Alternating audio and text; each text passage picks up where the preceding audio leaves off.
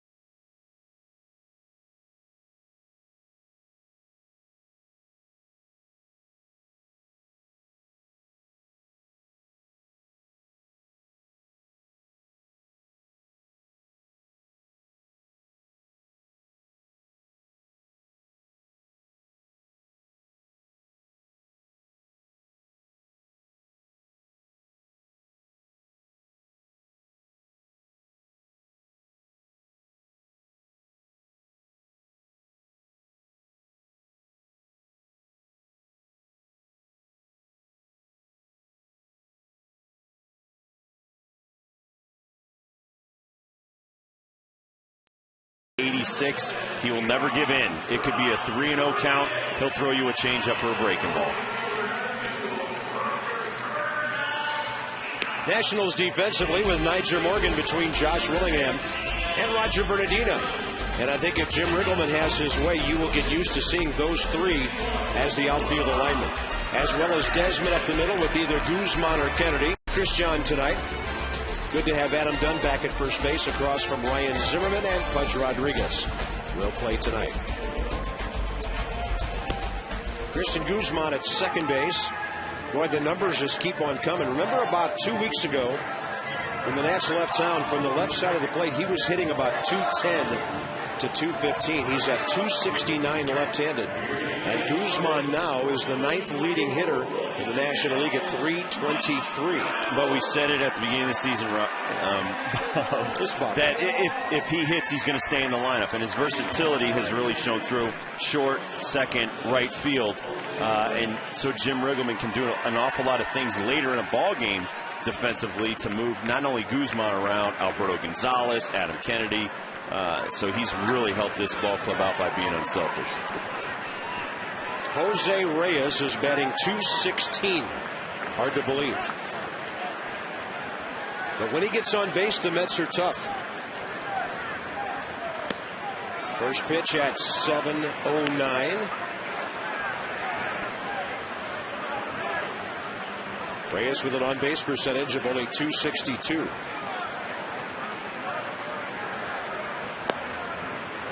It's a pretty good pitch right there. You see the lower velocity on that changeup at 69 miles an hour.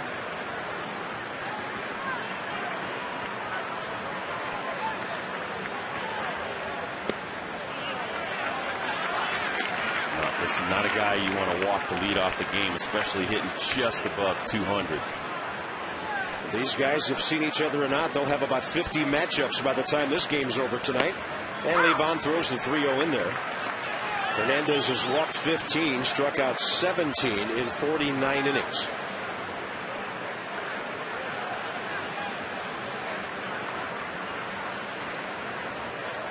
Gets Reyes to hit the ball on a pop-up.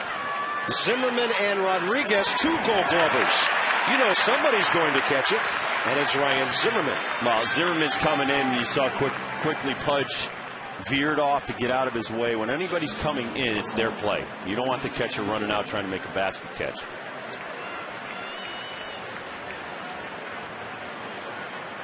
Great hustle on both parts. You see him throw a 3-2 changeup right there. Zimmerman comes in. Pudge tails out of the way, just in case. Here's Luis Castillo. Mets are hitting .243, fourth from the bottom in the National League. They're 10th in runs, 11th in home runs, but they're second in speed. 37 steals to the Padres' 45. And Castillo, a move around the feet type slap hitter. Fouls one back off to the left, 1 ball, 1 strike.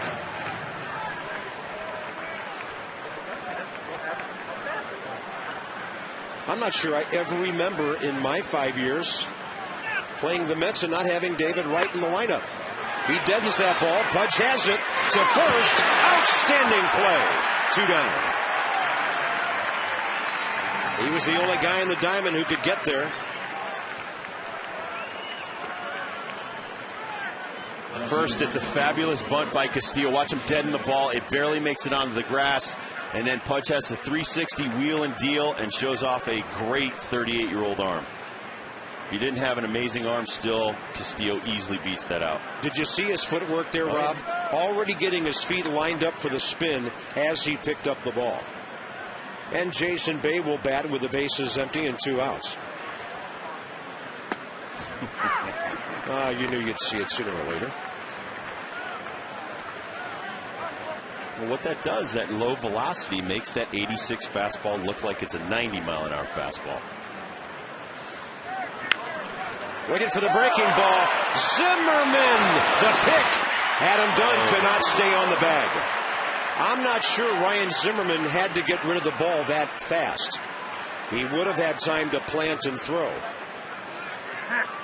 And despite the great glove play, they could give him an error for the throw. Well, he picks it because he's a Gold Glover, and he's amazing over there. And Adam Dunn tries to help him with the stretch. But as you said, Bob, I mean, I think it's just so much was going on. He just wanted to get rid of it as quick as possible. Well, tough way to get an error, his 4th of the year. You know, falling down, trying to get up. He knew he didn't have a lot of time, so. Here's Ike Davis now batting cleanup for the Mets.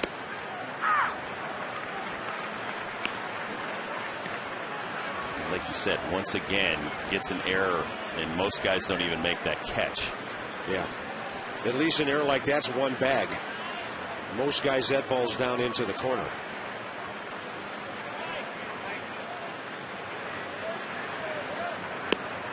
Davis will take a strike.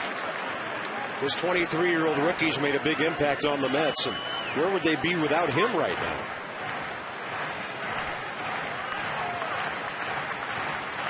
Nationals will throw a couple of right-handers in this series. Luis Adelano tomorrow night against John Maine. And everybody in the ballpark, I think, if they haven't, should turn off the radar guns tonight. You have Levon 1 half of the inning, and then R.A. Dickey, the knuckleballer. Although Rob knows that Dickey can throw the ball hard in there when he needs to throw a strike.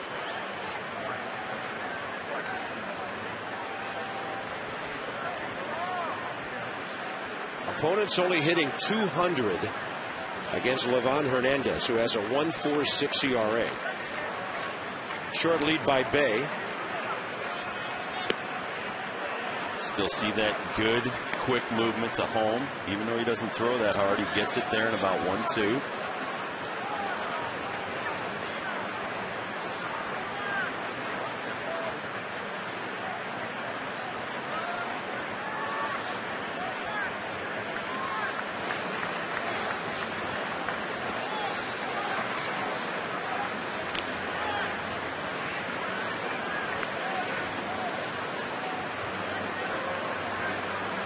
Bay will still. He's got 5 stolen bases this year.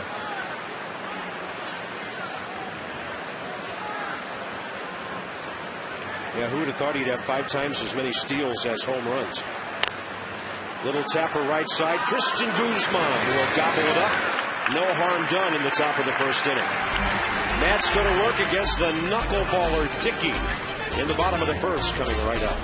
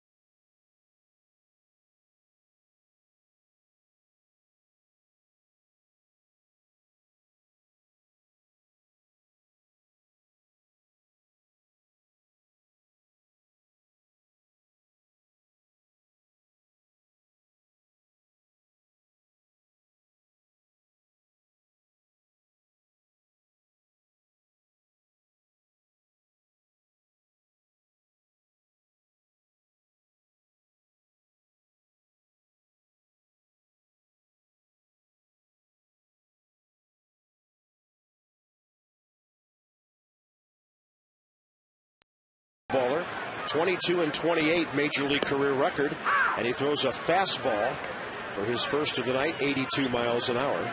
Nyjer Morgan's only 7 for his last 33.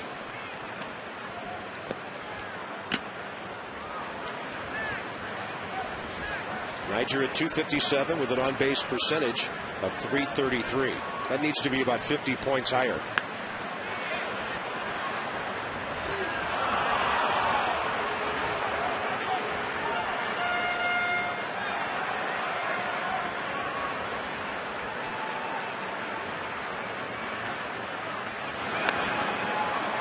Ball bunted in the air, and a diving play by the pitcher to prevent the base hit.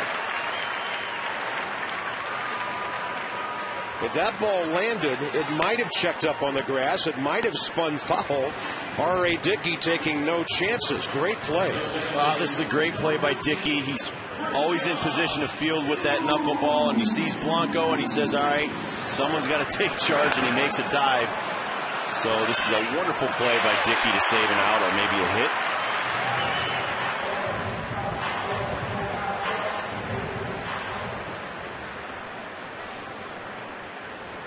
Christian Guzman, as I mentioned a few minutes ago, now the 9th leading hitter in the league at .323. He's really come alive from the left side of the plate, where he'd struggled for about 5 weeks.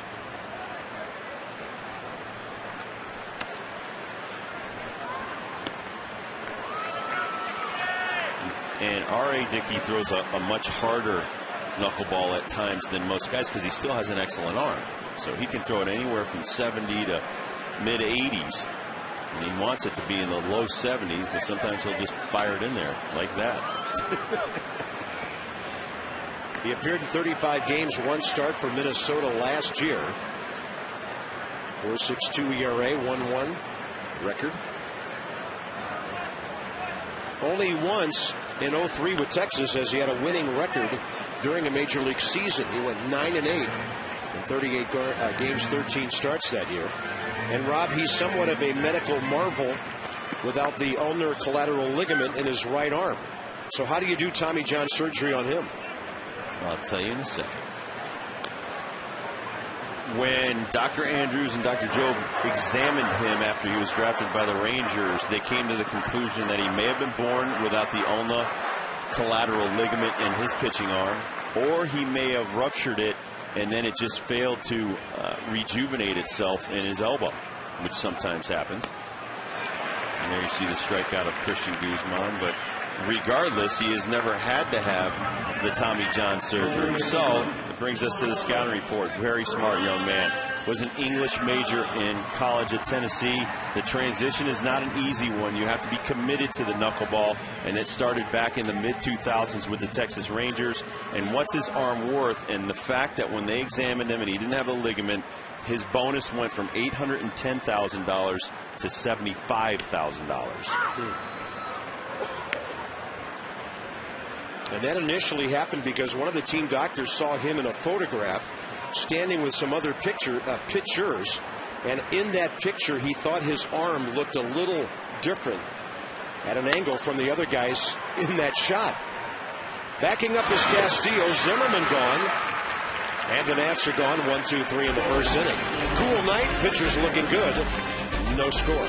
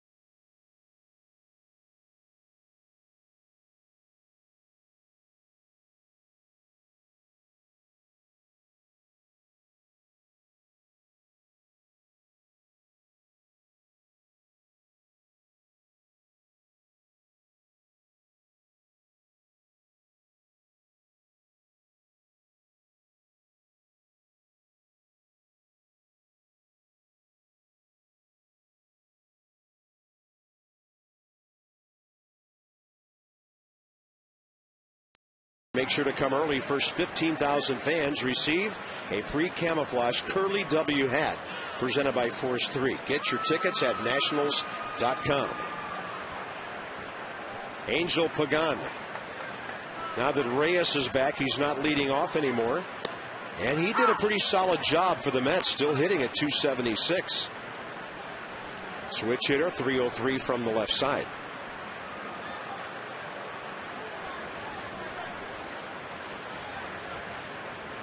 There are those who watch the Mets on a daily basis that I've talked to who feel that the ballpark is really messing with the minds of some of their right-handed batters. And David Wright's been over swinging, lots of strikeouts. David's such a good hitter at going to right field, but there aren't any homers sitting out there waiting for a right-handed batter either. And a good play by Guzman to his left with David Wright watching, and Rod Barajas out of the lineup tonight as well. Doubles leaders against the Mets since '06. No wonder they traded for Jeff Francoeur. They're not getting Zimmerman, though.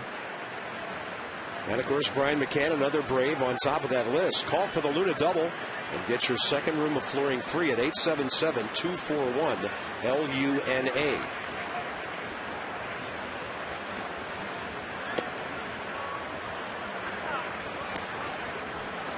Well, Rob, I know the first time you saw Jeff Francoeur this year, you and I both agreed that he had turned the corner and had become a better hitter, shortening that swing. But now he's hitting .215, and this is the sort of thing that got him in trouble with Bobby Cox and the Braves 2 years ago, eventually leading to his being traded from his hometown team. Agreed. I mean, he went back and reverted back to the longer swing, which is a little bit slower, and has not had the success he had, especially when we saw him last. He was quick to the ball, quick, just dropping the bat handle and the head and getting down to the ball, and now he's trying to get back to that power swing. And I agree. Maybe that playing in that big ballpark is just starting to really wear on these guys' heads. I remember when Comerica opened up in Detroit, Petco Field, all the hitters did was complain, complain, complain. You're taking away all of our home runs. And what that also makes them panic is taking away some of their money. If you hit 30 home runs and drive in 100, you're going to make $5 million more than a guy who hits 15 and drives in 70. Well, they brought in the left field wall in Detroit. We'll see that later this year when the Nats go there. I'm not sure what they can do about Citi Field. And here's Fernando Tatis, hitting just .216, part-time duty, getting the start tonight with David Wright on the bench. A live bat, who's a mistake hitter. Oh, yeah. You hang one to him, he'll punish you. He's like Giambi or Olivo that we just saw up in Colorado. Does not have the same bat speed he had years ago.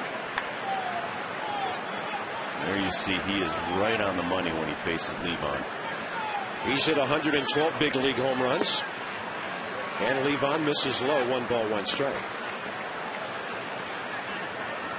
2 other games in the division underway. Cubs at Phillies, and the Reds are at Atlanta. Phillies have a 5-game lead over the Nats now, and 4 over Florida. The Marlins open up a 2-game series tonight in St. Louis. Tatis reaching. He gets some good one on that ball, and it is run down by Bernardina in the right center field gap. Hard to get one between those two guys.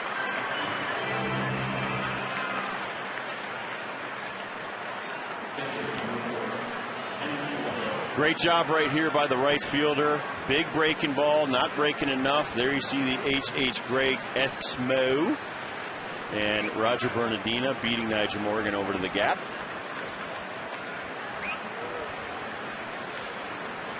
Catcher Henry Blanco now.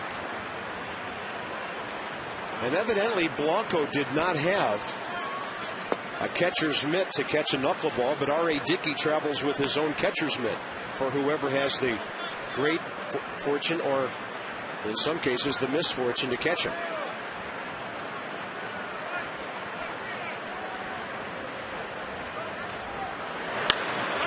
And he'll pop it in the air, short right field. Guzman is out there. And Livan Hernandez pitches around the one-out walk. Mets have stranded 2. Finally, Adam Dunn's back. He'll lead off in a moment.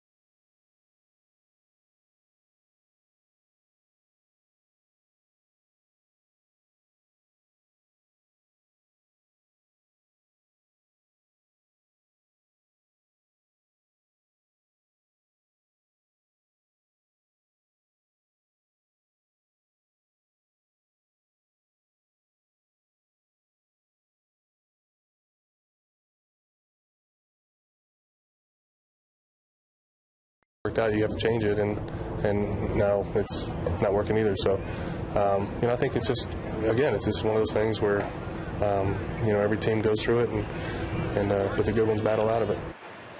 And that's hitting coach Rick Eckstein told me he wants the players to stay in their zone, get a good pitch to hit. No drastic changes are necessary. Bob? Well, they were going pretty well until about a week ago. And then Colorado cooled off Rick Eckstein's Nationals offense. Adam Dunn, after not playing in several days, swings at the first pitch and makes an out. Adam told me he's had a hard time sleeping the last couple of days. Hasn't felt too well. He didn't think it was any big deal to get up early yesterday to fly from St. Louis back to D.C. And still on the mend from some flu-like symptoms. Back in the lineup tonight. And here's Josh Willingham.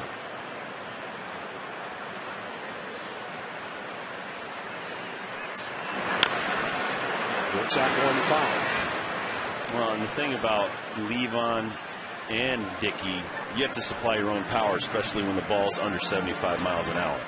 And a lot of these guys right now are off balance, trying to kill the ball. You just kind of have to sit there and take an extra second, 1 Mississippi, 2 Mississippi, and then swing on some of these pitches.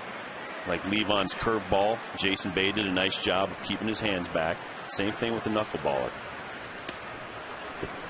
If it's low, let it go. If it's high, let it fly. That's the philosophy on the knuckleballer. And I think that's what Adam Dunn did. He saw a pitch up on the first one and did let it fly, but he got over the top of it.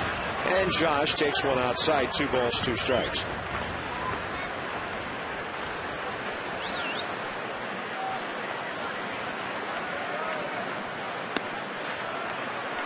The Hammer likes this ballpark.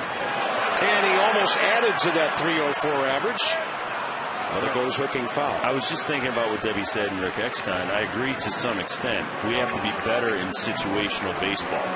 Knowing when to hit a fly ball, sacrifice fly to get a run in from third with less than 2 outs. Moving the runners over, things like that. So when Adam Dunn wasn't in the lineup, we didn't get enough of that. And I heard Jim Riggleman's comments with Charlie Slows, who does radio for us, in the Nationals, talking to him before the game. He said, listen, he said, when Adam's not in the lineup, we're a different team. And when you're a different hitting team, you have to do a few things differently, which is situational hitting. How to play right side. And the other thing is when you take your cleanup man out, that means 3 or 4 other guys, Rob, are getting moved around, up, down in the lineup, and it affects the depth of your lineup, if that makes sense, because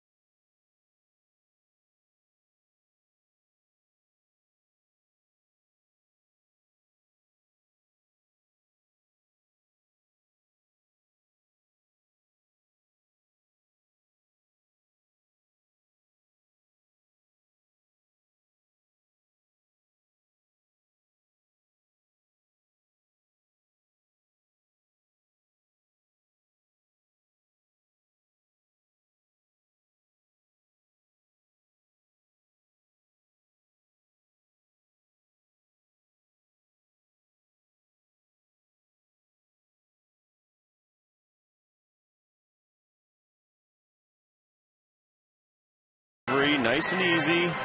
Not like Tim Wakefield. You're not trying to do too much. He gets up over the front leg. You see the knuckles behind the ball, and you throw it.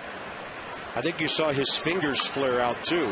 When he lets go of the ball, his fingers almost point, all of them straight out, really releasing that ball. Right, but Phil Niekro told me you don't flick it like a lot of people think. You actually throw it. Way outside, and Pudge can't reach it.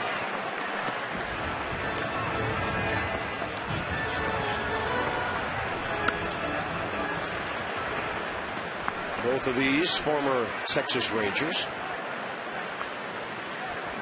And a 1-2 to Pudge Rodriguez. He'll slap it right side over to get it Castillo. Neither team with a hit in the first 2.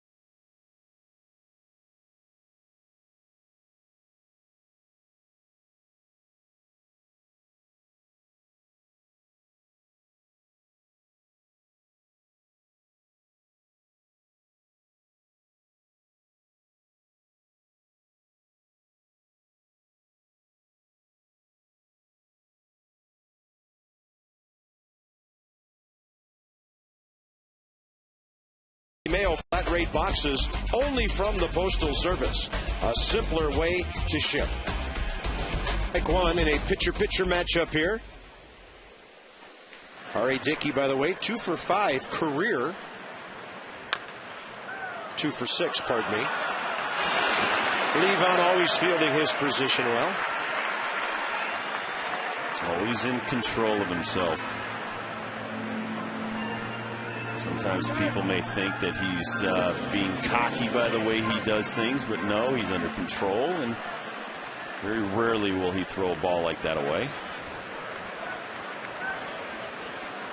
Top of the order, Jose Reyes and then Luis Castillo.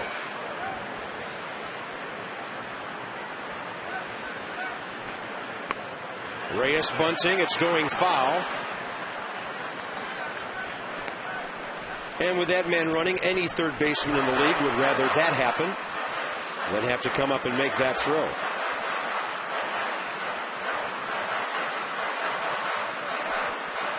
Do any left-handed batters ever bunt down the first base line anymore? I don't know. But I know that if I had their speed, I would try to get it by the pitcher. If I can get it by the pitcher, it's a base hit.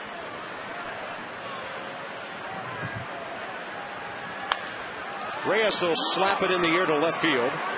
Josh Willingham near the line for an easy out, 2 down. And I can honestly tell you, too, as a pitcher, when a guy tries to lay down a bunt and it's not successful, you're thanking him.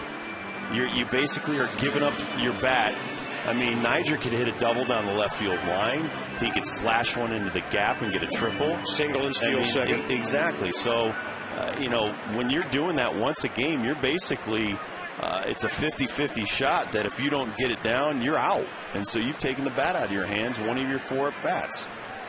Yeah, having said all that, Castillo up there now, but Reyes hitting around 210, probably willing to try anything to get a base hit. But you're right. I mean, especially against a knuckleballer or a guy like Levon, the ball's going to be floating in there. So you have a little bit more opportunity instead of, say, a guy that throws 95, than to try to move it by the mound. Besides the fact, dragging the bunt, you're coming down the first base line with the ball. I mean, it's just, like you said, not a lot of guys do it anymore. Here's the 0-1 pitch by Levon. Just a little bit below the pitch track. There's a tapper fair. And Rodriguez with the runner running in fair territory. Throws it right by his left shoulder to get him out. If the ball had hit him, they would have still called him out. Levon great through 3.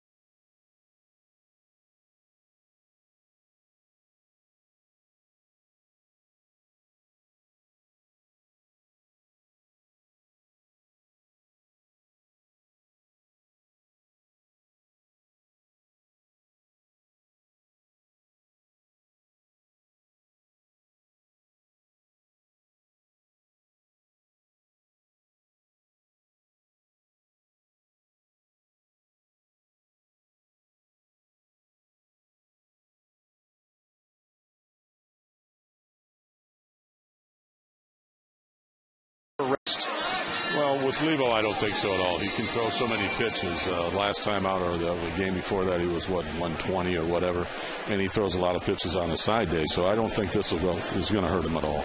Is there any way to help our hitters? I know you've been around knuckleballers, and I have too. I mean, it's tough for these guys to go out and take batting practice and face a guy who's throwing softer than the guy who throws batting practice. I was just talking to John McLaren about that, and when I was with the A's, Bill Rigney used to be adamant if you jumped on the plate it helped, but I don't think anything helps because you have no idea where it's going to go. He has no idea where it's going to go.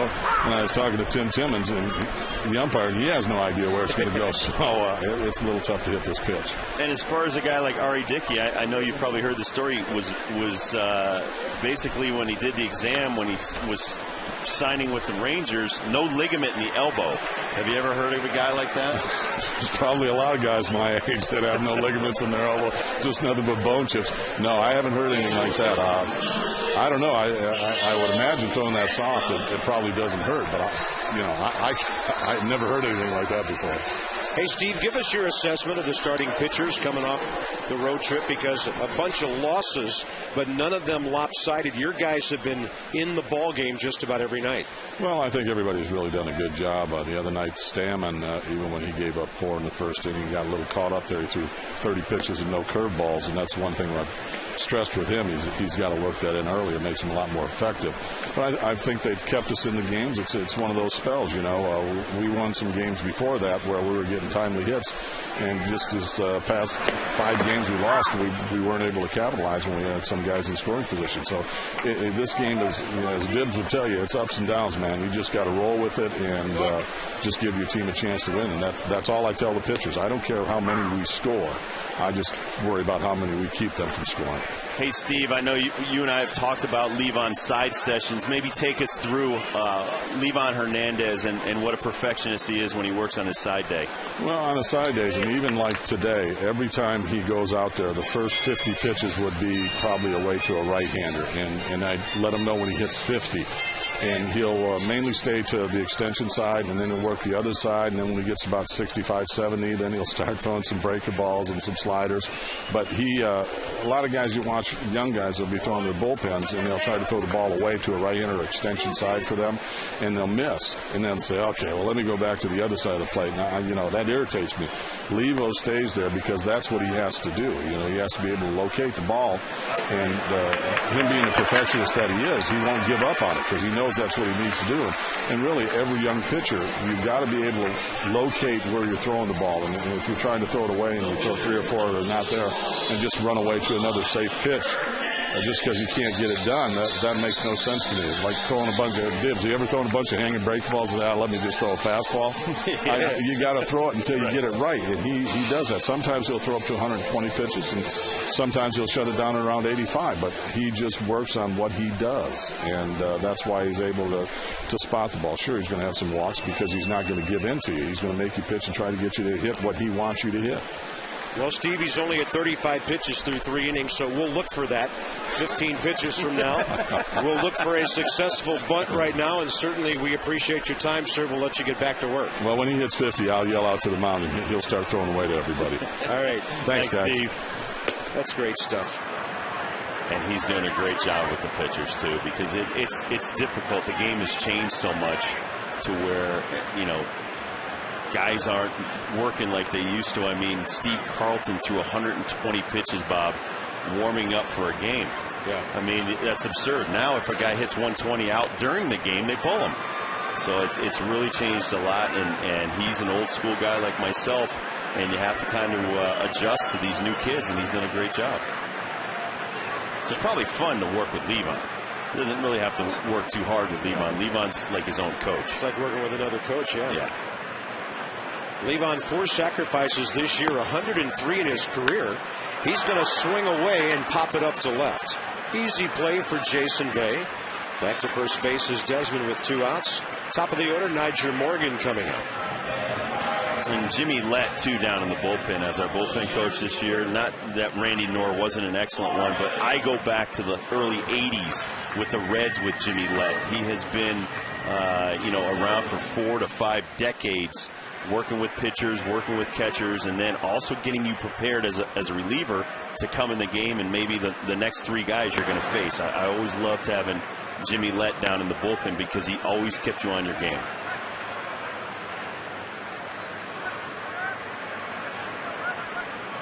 And actually, you know who said something to me yesterday about our coaching staff? Mike Shannon with the Cardinals said you guys have an excellent coaching staff. Off the glove of the first baseman, Davis, and Morgan is out as the ball comes right to Castillo, who returns it to the first baseman. Man, when things are going tough, you just can't buy a base hit. Neither team has a base hit. On to the middle innings we go.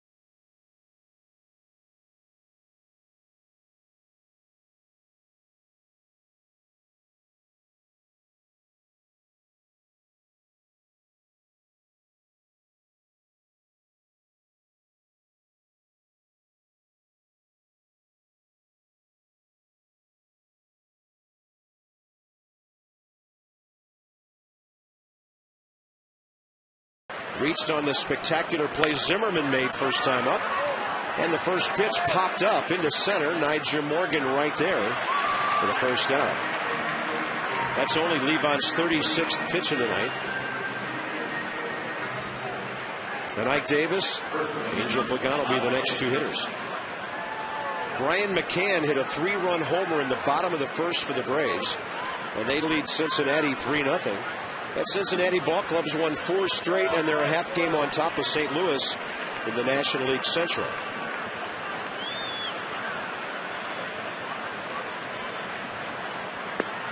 First pitch fastball for a strike to Ike Davis, who pulled the ball his first time up and grounded out to Christian Guzman. Hey, Rob, guess who's won 3 in a row since their manager ripped them apart? Lou Piniella and the Cubs. You got it. Your old skipper. Said, I don't care about reputation, I care about wins. Actually, some of the guys are really coming around on that team. Soriano's hitting now, Soto's hitting, Fukudome. It's really Derek Lee and Aramis Ramirez are the guys that aren't doing a whole lot. Levon on 0-2 to a left-hander, and he climbs the ladder with him. And the Cubs have taken a 1-0 lead at Philadelphia. 0-2 pitch here on the pitch track. Woo! Looked pretty good. And a 1-2 to Ike Davis. Pudge moves outside. Pitches right to him, and he gets the call on the corner. I think the pitch track on this one will be interesting, but sometimes if you throw the ball to the catcher wherever he's set up, it's going to be called a strike. Well, I think the umpire also knows, listen, I may have forgotten rookie versus a guy who's got 400. This is his 420th start in the major leagues, and he might have said, okay, that one's a little bit close. I got to ring you up because I should have rung you up on the 0-2 pitch. Angel Pagan is next.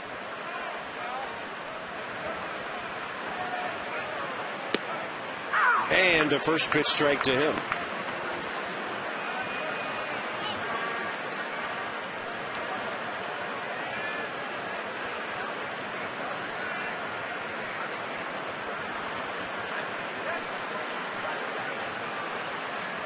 Levon continues to throw strikes. That ball is hammered to center, and it is off the wall. It gets away from Morgan. This is at least 3 bags. They're going to send him the throw home, and it's an inside the park home run for Angel Pagan. The ball hit the wall at an angle, got away from Niger Morgan, and the backup outfielders could not get over quick enough to help out.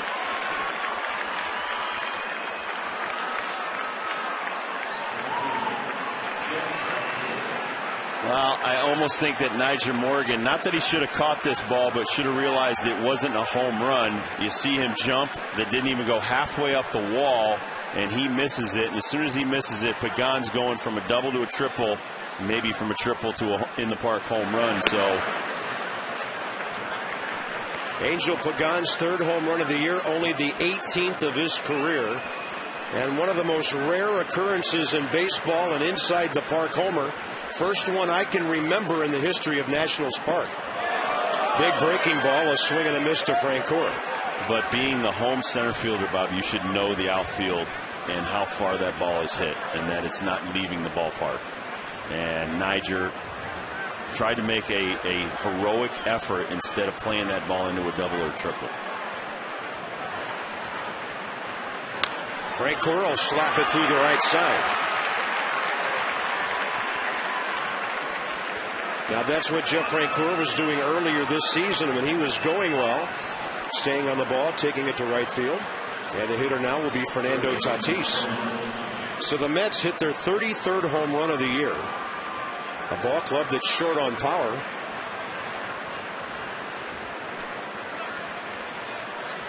Levon started this inning with 35 pitches, got 2 quick outs, and then a 405-foot fly ball that hit the wall and got away from everybody. See, at most ballparks, the center field wall faces back in toward home plate. So if a ball hits it, it bounces right back out in front of the center fielder. But that ball hit near the 402 mark and ricocheted to left center because of the strange configuration here. And that angle helped him get 4 bags.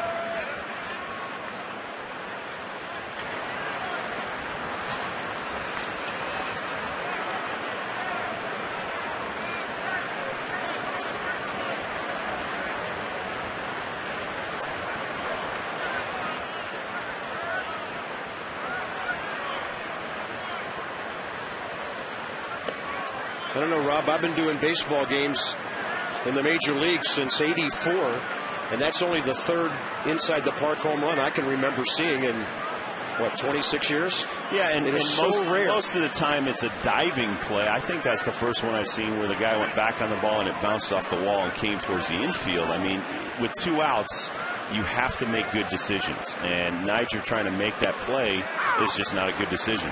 And we've seen him dive for balls. We've seen him throw the ball up the first baseline. You need your captain of the outfield to make good decisions, and that just wasn't a good decision. You know, I stand corrected. I've seen 4. Austin Kearns had one at RFK a few years ago on a wet night when the ball was skipping and guys were falling down. Well, usually it gets by an outfielder and rolls along the wall, not, your center fielder hanging on top of the wall. Ball bounces off, and now the guy's off to the races. 2 balls and a strike to Fernando Tatis. He was just a little bit out in front of that one. By the way, that was Pagan's 2nd career inside the park home run. See him take a lot off of that pitch. Tatis can't hit the ball when you're looking down the 3rd baseline.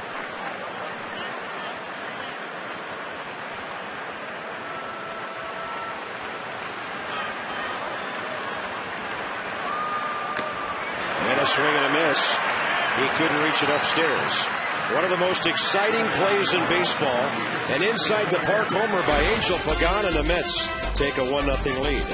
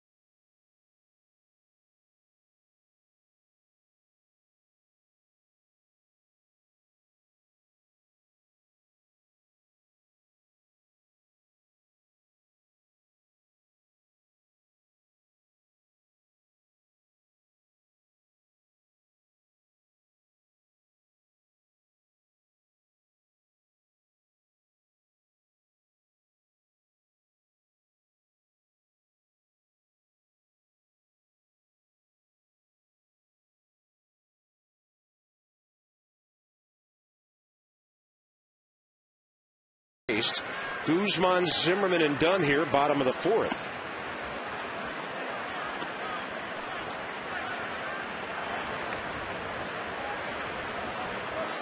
Guzman, a swinging strikeout first time up. Well, we got to go back to trying to manufacture some runs here. Get a guy on, get him over, get him in. And that's, I think, when you're struggling to get some runs, just try to get one. Get something going.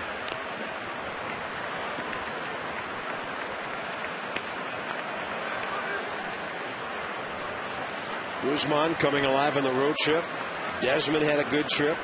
Roger Bernardina. Ryan Zimmerman did until about the last 4 games.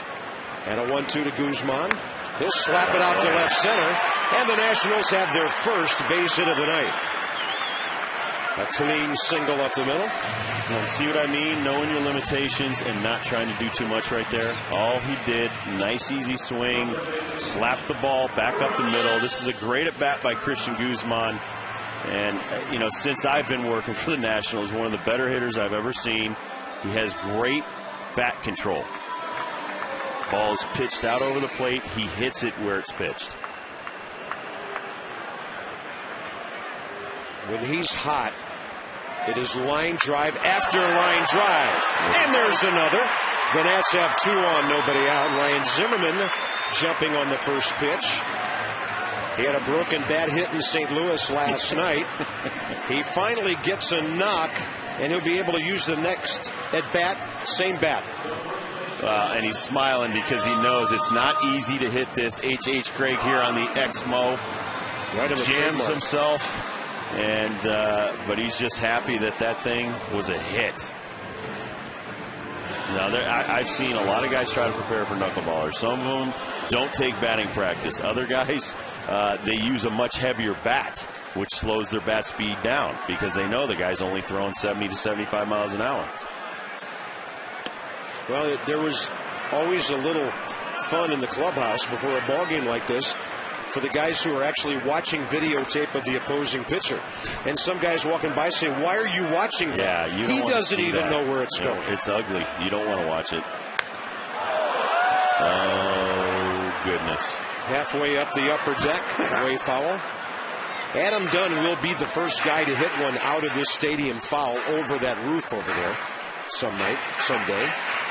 I think Adam will hit it over that Miller Lite scoreboard walk sign, have it bounce on the top of that roof, and go out of the stadium in fair territory. I'd rather see a fair one, yes, like you.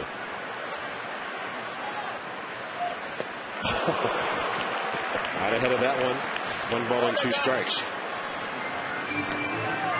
Nationals have beaten the Mets 4 of the first 6 this year, all 6 of those at Citi Field.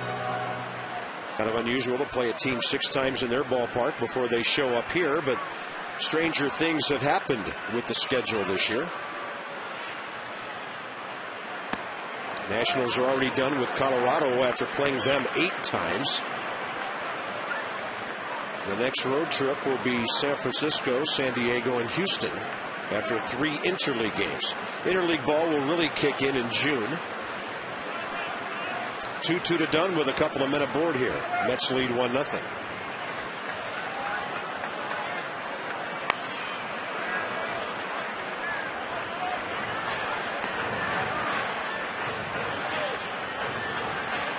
One of the fun things in talking to some of the guys on the flight back last night, they're switching bats. They're using other guys' bats because they feel, and you know how superstitious I am, they're very superstitious when they're going through a big valley. They think there's hits in some other guy's bat. They'll use that guy's bat instead of their own. Very close, and Dunn takes it. 3-2 pitch. Not that it's easy to call balls and strikes on a knuckleballer, but that's a pretty close pitch, especially for Dickey. He's done a nice job throwing strikes tonight. 42 pitches, 29 strikes his first 3 innings. 3-2 to Dunn. And the bases are loaded with nobody out. That's a good at bat by Adam. Remember, he was in the hole 0-2 after that long foul ball. Second walk by Dickey and Josh Willingham now. And watch the velocity on these knuckleballs now. That one right there is about 76 miles an hour. 1-1. These are all knuckleballs, and they're dipping and dropping and just floating all over the place. And then he starts to throw them a little bit harder.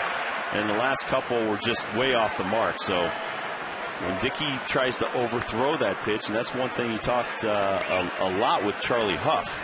Spent 90 minutes with him a couple years ago, Bob, talking about the commitment you have to have on the knuckleball, trying to throw it slower, not to overthrow it because then you take away the break. Now, if you're the pitching coach, what do you go out and say to a knuckleballer when he's not on his game? Work fast. Move your knuckles over on the ball. Willingham base hit up the middle. Guzman scores. Pat Listash will hold up Zimmerman. The merry-go-round is moving, and the Nats have tied the game on Josh Willingham's 23rd RBI.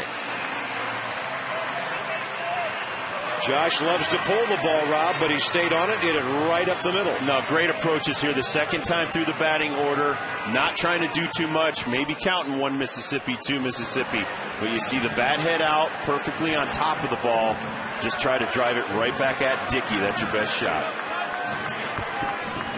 Well, good ball clubs answer the other immediately after they score, and that's what the Nats have done here. And you see Dan Worthen right there smiling. I mean, what could he be saying right now? Okay, your ball's knuckling. They're just they're hitting it. I mean, sometimes you're going to be almost unhittable. Then there's other times, and we've seen it, whether it's Wakefield or I played with Steve Sparks, who threw a knuckleball. Yeah. There's nights where the ball's just dancing. Then there's other nights it just hovers. So that's a pretty good ratio right there. 56 pitches, 38 for strikes. But obviously he's only throwing about 76, 77 miles an hour. Here's Pudge Rodriguez. 15 pitches now this inning without retiring a batter. 2 hits, a walk, and a base hit by Willingham. Pudge has been in a bit of a slide here. Nothing like a men-on-base situation to get a hitter going. And he had a big-time rip. Pudge Rodriguez has hit 6 career grand slams. The most recent, April of '07, off, of all people, Zach Greinke of Kansas City.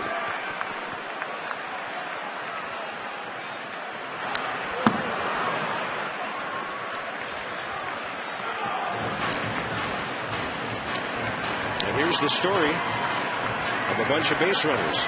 Zimmerman at third, he singled. Dunn at second, who walked, and Willingham the RBI hit.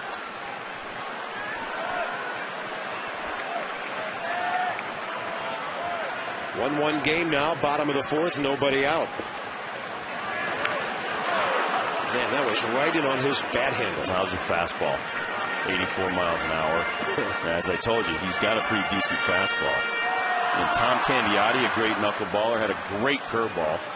And that was a nice fastball in on his hand. So Dickey maybe changing the philosophy the second time through here as he's getting hit a little bit. Maybe throw a few more of a different pitch.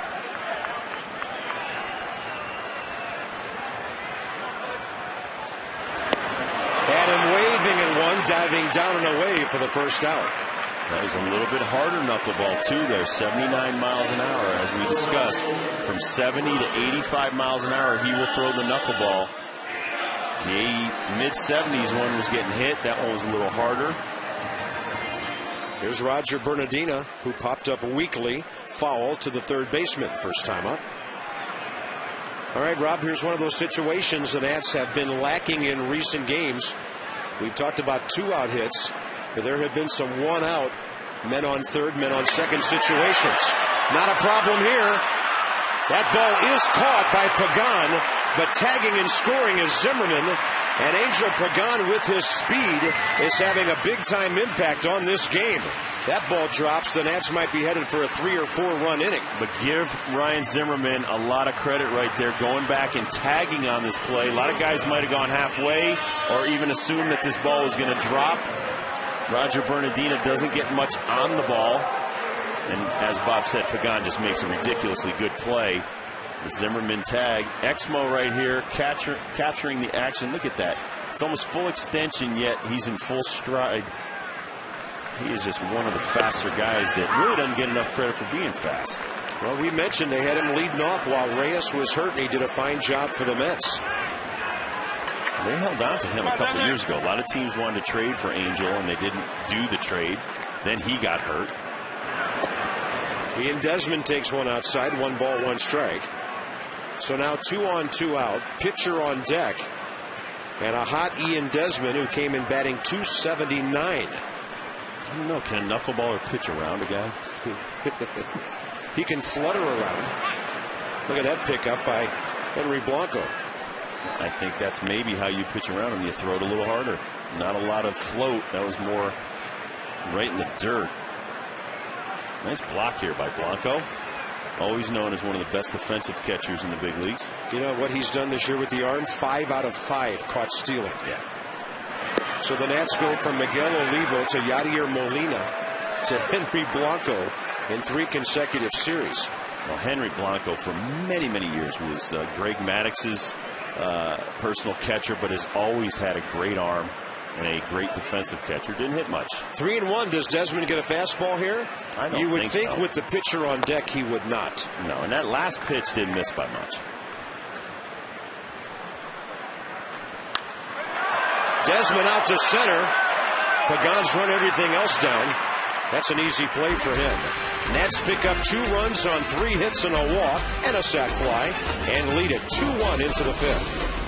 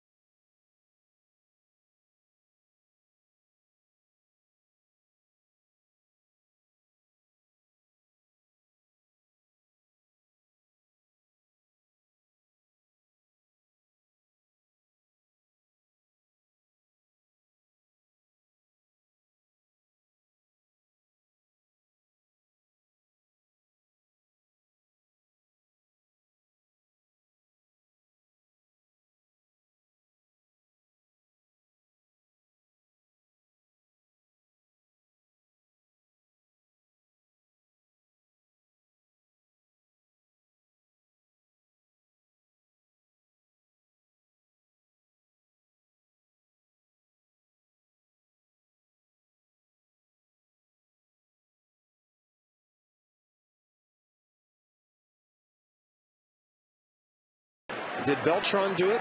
I'll check on that. I think Darryl Strawberry might have done it. 5th inning underway and a strike to Henry Blanco. Yeah, we know Hojo did it. You think Lenny Dykstra might have done it? Lenny Dykstra ever hit 30 homers? Wow. I think so. Carlos Beltran had 33 homers in 07, but only 23 steals. 27 and 25 in 08, and he didn't do it last year because he was hurt. I don't think Beltran's ever done it for the Mets. Here comes Roger Bernardina on the move. Man, he had to go a long way for that ball. We've got some greyhounds running around this track tonight on both clubs.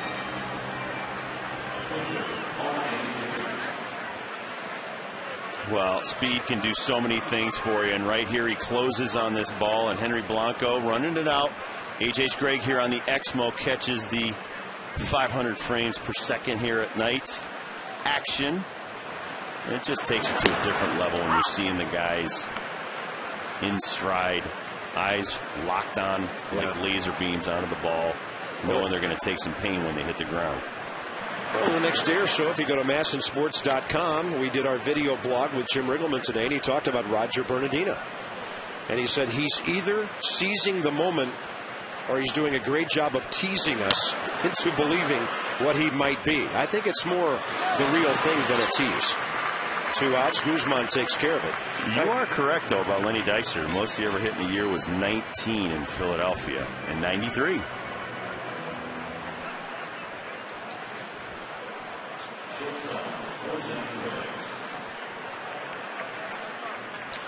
Bases empty, 2 outs. Jose Reyes has fouled out to third and flied out to left.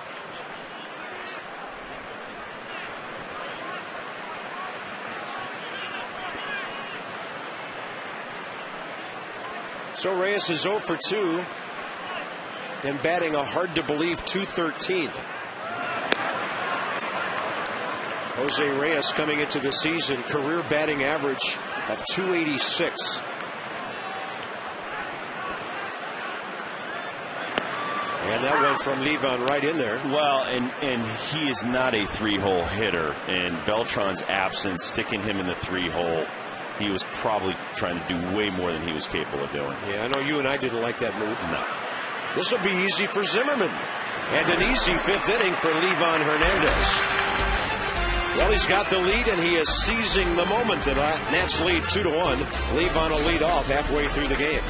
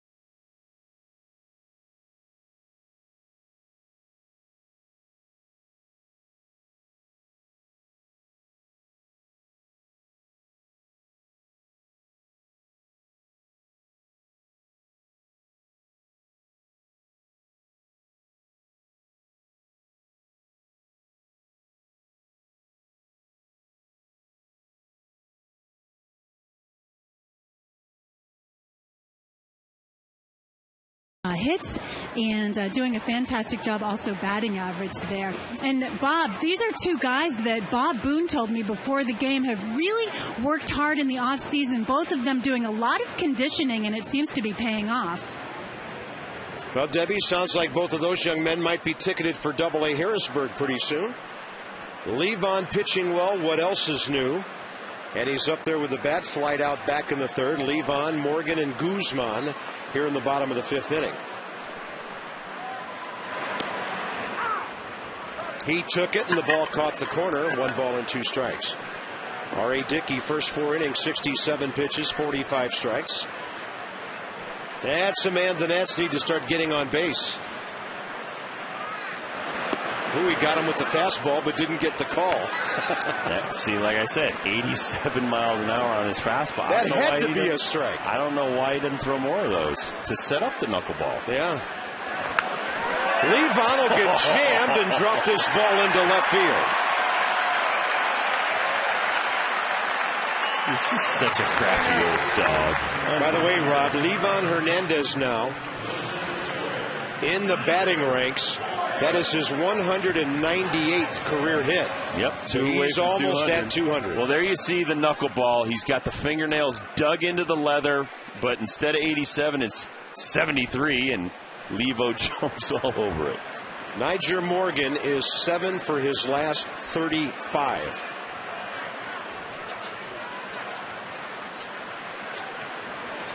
Don't know if the Nats would be bunting here. You would doubt it.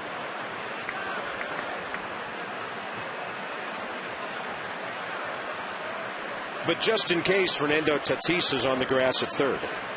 You have to play Morgan that way because he'll take the bunt base hit if you just give it to him. And there's an off-speed pitch outside, 2-0.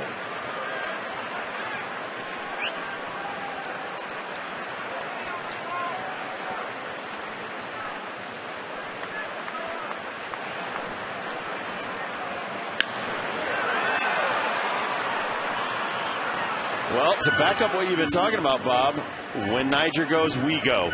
You see our wins. He hits the heck out of the ball, gets on base, scores a lot of runs. When he is not going so well, neither do we. And you know why the Nats played so well second half of the season? Niger Morgan hit 351 in 49 games after coming over from Pittsburgh. That'll be low and inside. 3 balls and 1 strike. Hot hitting Christian Guzman on deck. Ryan Zimmerman after him.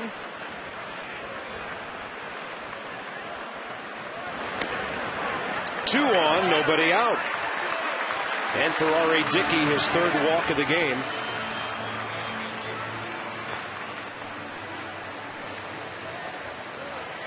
So now you've got the big guns coming up. Guzman, Zimmerman, and Dunn. Boy, Jerry Manuel's club, 5-13 on the road. They've been among baseball's best at Citi Field this year, but they just cannot win away from home.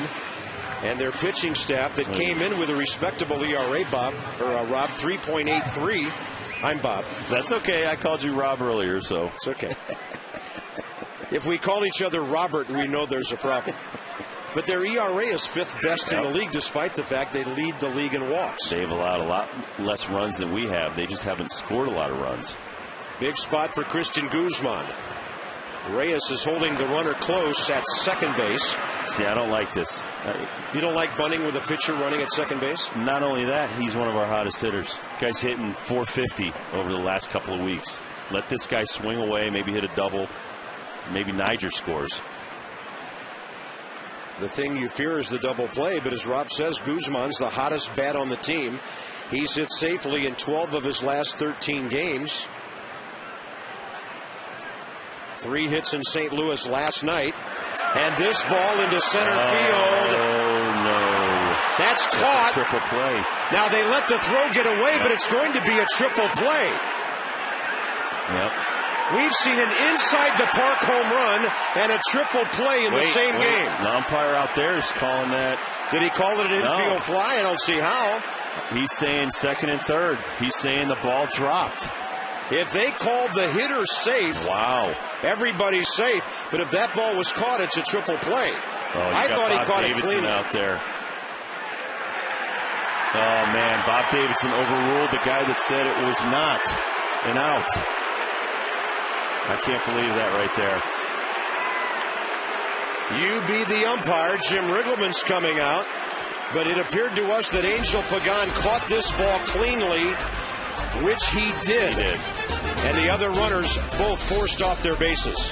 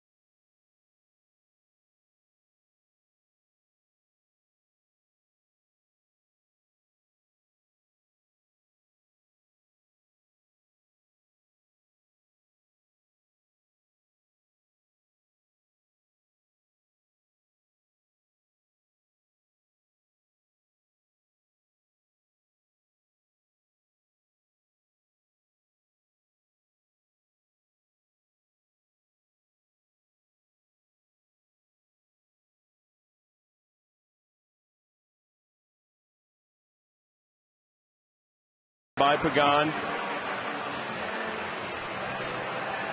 Goes by, Blanco picks it up, throws it over to Reyes, throws it over to Davis, and that's your triple play. So I wouldn't say impossible, I would say improbable, but impossible probably in the same game in the park home run and the triple play. Well, at least we know it can't be a perfect game by either pitcher.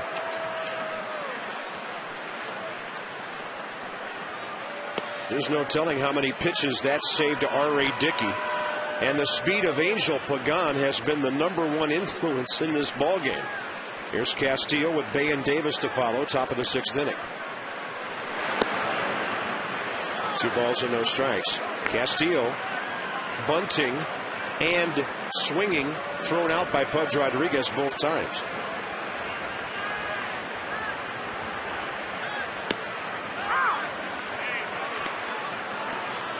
By the way, if you are one of those folks who scores baseball games even when you're not here, that triple play went 8-2-6-3.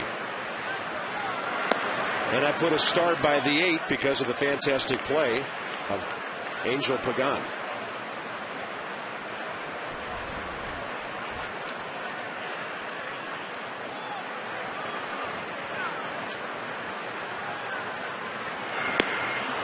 Three and two.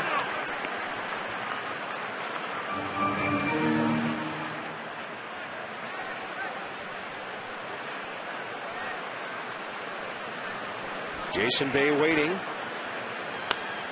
He'll guide that ball out to short. Desmond knows he has to charge and be quick. Very fluid with a nice play.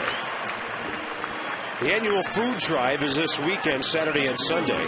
Fans can drop off non-perishable food items at the center field gate from the time the gate opens through the 4th inning. All food collected benefits the Capital Area Food Bank. Jason Bay 0 for 2, hot shot to third, and a fly ball to center. Levon throws one on the outside corner.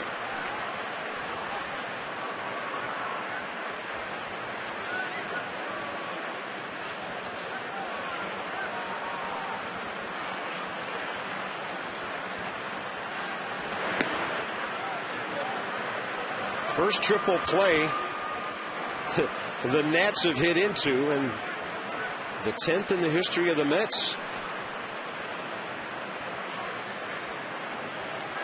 There usually has to be some sort of confusion for base runners for something like that to happen. It's not really a true triple play. A triple play is like to your third baseman over to your right, a ground ball. I mean, so that's to say that that's a true triple play. You know, both the runners were stealing on the play. They were in motion, and then, like you said, then there was a ton of confusion. The Mets themselves didn't even know what was going on. You know, you look at the play that Pagan made the inning before on Bernardino with 2 men on. He's probably prevented 3 or 4 runs already in this game. Levon goes long on another hitter, and this time he walks Jason Bay. Well, I think he didn't want to give up a home run to Bay right there. So instead of coming into him, like we said, he will not give in to you. He'd rather walk you than give in to you. Take chances that maybe this rookie will maybe expand the zone and ground into a double play. Ike Davis 0 for 2.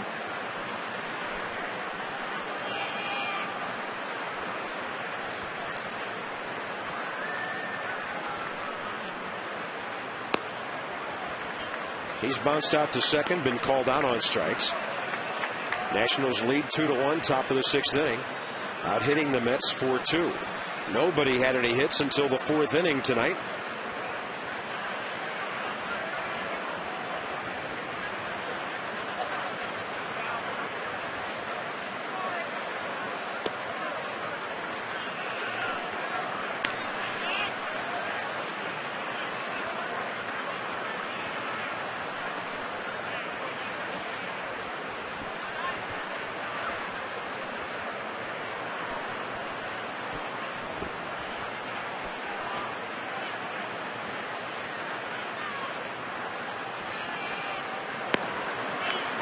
Fastball missing.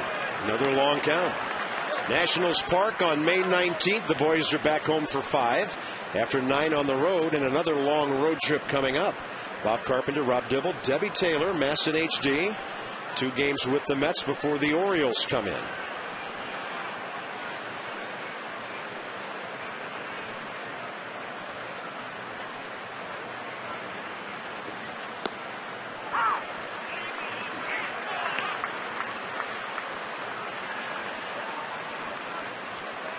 There he is, Angel Pagan. What's he got in store for us this time? Hopefully he doesn't even see action this inning. Every time he gets near the ball, something happens. Rob's looking for a double play ball, so are the Nets. 3-1 pitch. Line drive. Guzman can't get it. Right under his glove. Bernardina, then he boots it. He'll get an error as Jason Bay goes to third. Bay had stopped, and then Bernardina muffed it. And now the Nats have made 2 errors tonight. Gets him to expand his zone. He pulls it. Guzman can't come up with the play right there. And then Roger Bernardina overruns it, trying to make sure that Bay doesn't go to third. Instead, he helps him go to third. Single and an error. Pagan will come up after hitting an inside the park homer last time up. Well, and the Mets have the tying run at third base with 1 out. Definitely playing like a ball club that got in late, but it's not acceptable. You got to start just picking it up a little bit here. Got to kick it into another gear. Coming off 5 straight losses.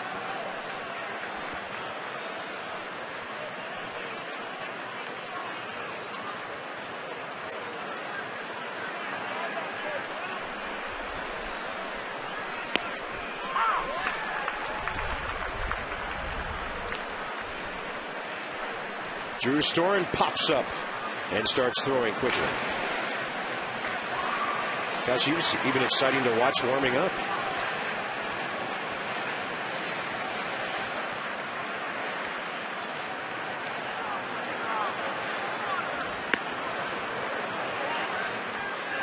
One ball and a strike to Pagan. Hard guy to double up, obviously.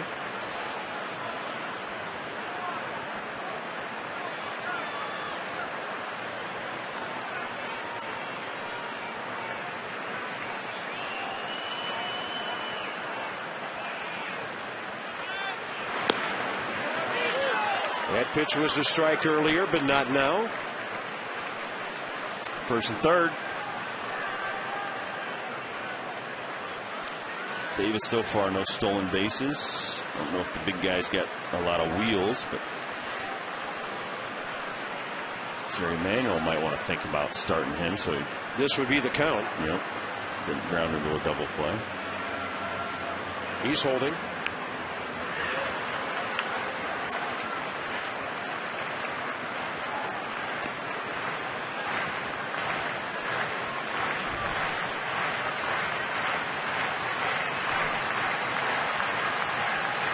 It's hard to find anything Angel Pagan's really done wrong for the Mets this year.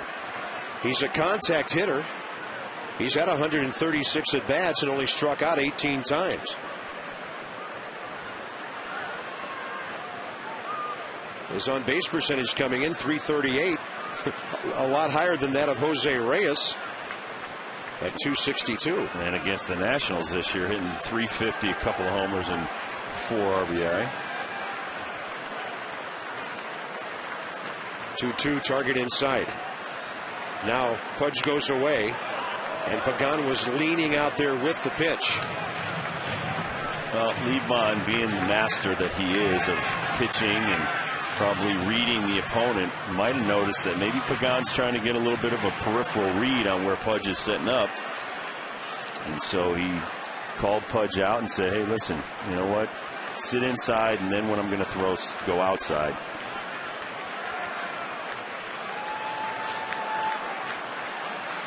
Big pitch in the ball game here.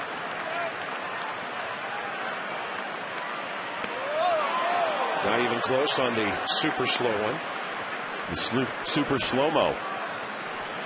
His super slow-mo pitch. On that pitch, we would show you the Exmo, but it would take 2 or 3 pitches to get it done. By the way, in the oddity department, August 23rd of 09, Pagan hit an inside the park homer for the Mets, and in that game, they hit into a triple play. Now that is stranger than fiction. Fastball up, bases loaded. 2 walks in the inning. That'll bring up Jeff Francoeur. 4th 3-ball count by Levon in a row. And it's on the top of the pitch track.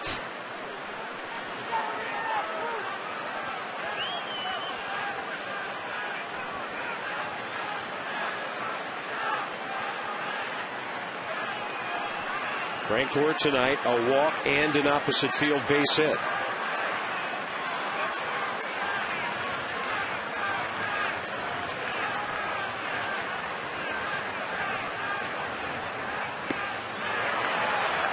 That's the swing that's been getting him in trouble.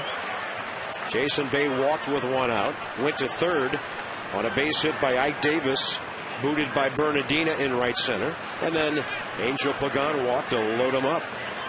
Maybe the best pitch of the night for Levon, 87 on the gun.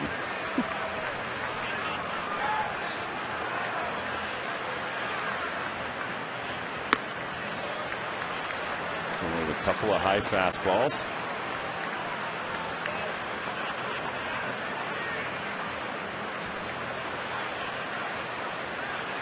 It just kind of looks like both pitchers running out of steam here, and Levon, 1 less day of rest this time.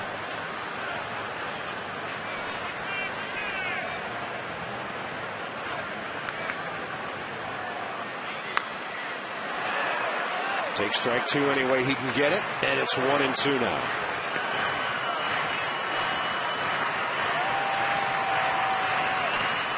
"35 pitches to get through the first 3 innings. 15 when the Mets scored in the 4th. A very quick 5th inning on a 1-2-3. And now the 2 walks have really extended this top of the 6th. Fernando Tatis is next. Well, these next 2 guys, Francoeur right here, I just don't want to see a slow curveball, because that might be what he's looking for and what his bat might be right on. Same thing with Tatis.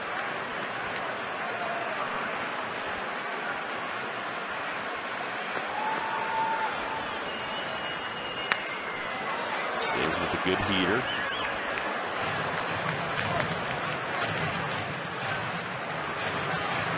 Notice how late he was, and I still think he's probably sitting on the slow curve. Yeah. Well, pitchers will tell you the hitter will let you know how your fastball's doing. And on 86, when you're late on 86, I think he's just sitting there and he's going to foul off until he gets what he wants. Just don't give in. 1-2 pitch. There's the slow one. Francoeur hammers it, and the hammer makes the catch. On a good running play, the Mets tie the game, and that was close to being disastrous. 2 outs in the inning. Francoeur collects his 21st RBI. Well, it just felt like Francoeur was waiting on the slow one. He gets the slow curve, but it's located well enough, but it does the job and ties the score with a sac fly to left. Willingham making a very nice catch, by the way. He did. Save maybe 1 or 2 more runs from coming in. So here's Fernando Tatis. Once again, this is another guy that's got a slow bat. Probably going to sit back and wait for his type of slow pitch.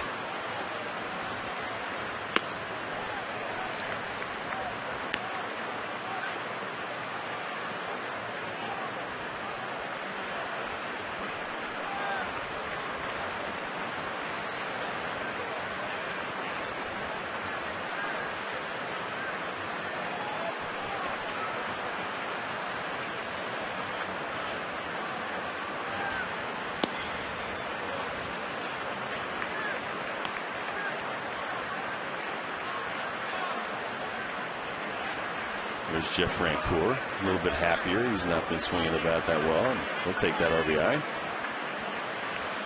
Talking to Gary Matthews Jr.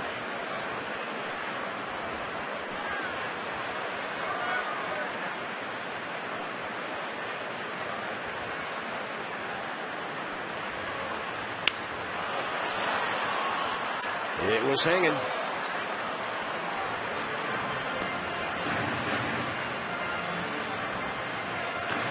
Well, as smart as Livan Hernandez is at pitching, a lot of these older hitters, especially at Tatis, Francoeur is still relatively young, but smart enough to know what he's going to look for off of Livan.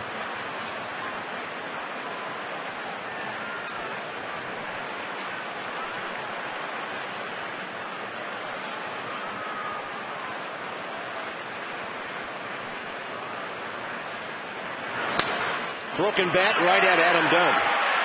In 6 innings, Livan Hernandez has only given up 3 hits, 3 walks, and one of them helps the Mets score in the 6th to tie the game.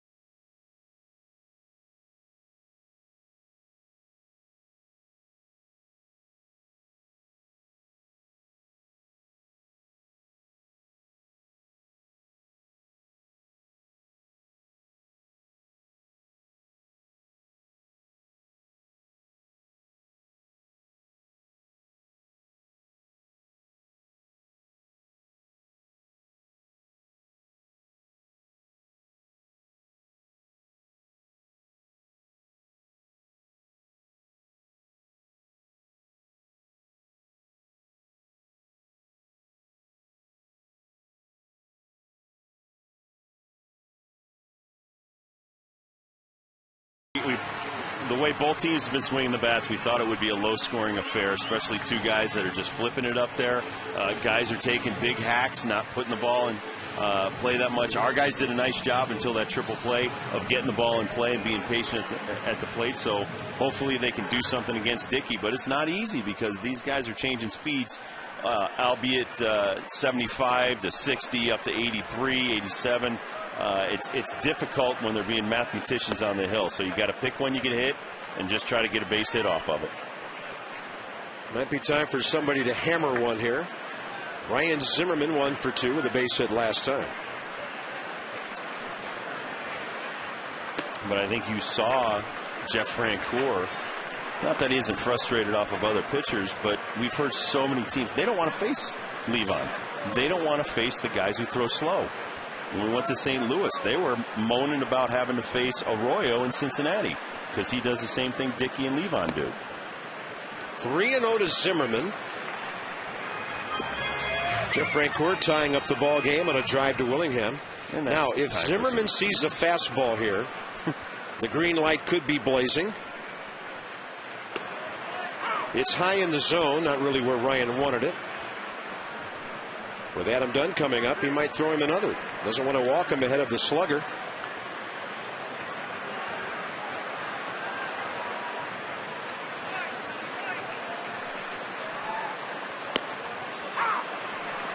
Looks like a couple of fastballs there in a row. Top of the strike zone, inside corner.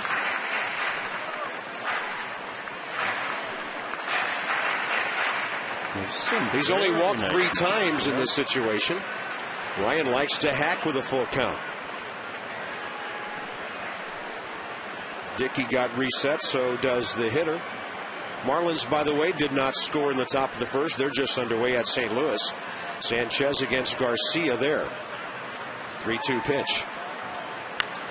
He keeps jamming him, and Zimmerman pops it up. First baseman Ike Davis. After falling behind 3-0, he threw 3 fastballs right on the inside corner at Ryan Zimmerman's hands. Well, and 2 of them were batting practice speed at about 82. for Dickey, and then the last one was 86 on his hands. And like you said, you also almost jam yourself by overswinging. And, you know, you're so anxious to hit this guy, yet they're throwing so slow, you jam yourself.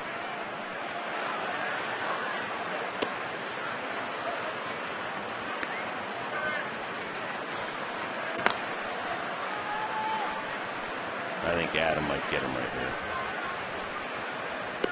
Done 0 for 1 with a walk.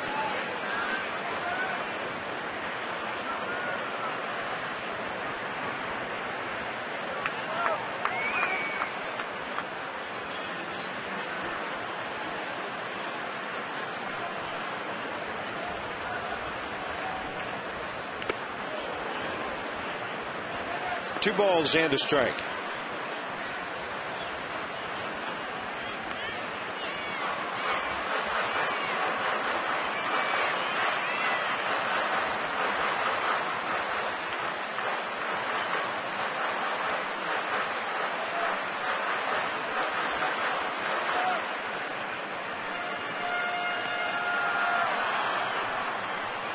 Two ball game. Nats have out hit the Mets 4-3. One out here, bottom of the 6th. Dunn started his bat early, and the count's 2-2.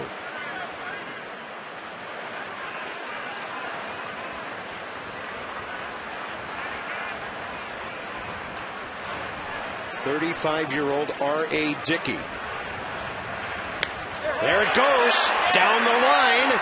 It'll bang up against the bottom of the wall. Go. No, there you go. You got to stay at first on that. A perfect ricochet to Jeff Francoeur, who has thrown out 5 base runners this year. How about that? Off the wall for a single. Yeah, you don't want to run on Jeff the Cannon Francoeur's arm. As Bob said, he crushes this pitch. It looks like some kind of sinker or a breaking ball. One to knuckleball. Off the wall, but it comes right to Francoeur, and he guns it into second base. Only one player in this league more assists than Francoeur's 5, and that's Michael Bourne of Houston with 7. And I can tell you who's got the better arm between those two guys. It's the guy here. They, in many cases, don't run on Jeff Francoeur anymore. He's thrown out 1 national at the plate this year. And here's Josh Willingham, who's hit the ball hard twice. A liner to third and a base hit for an RBI up the middle.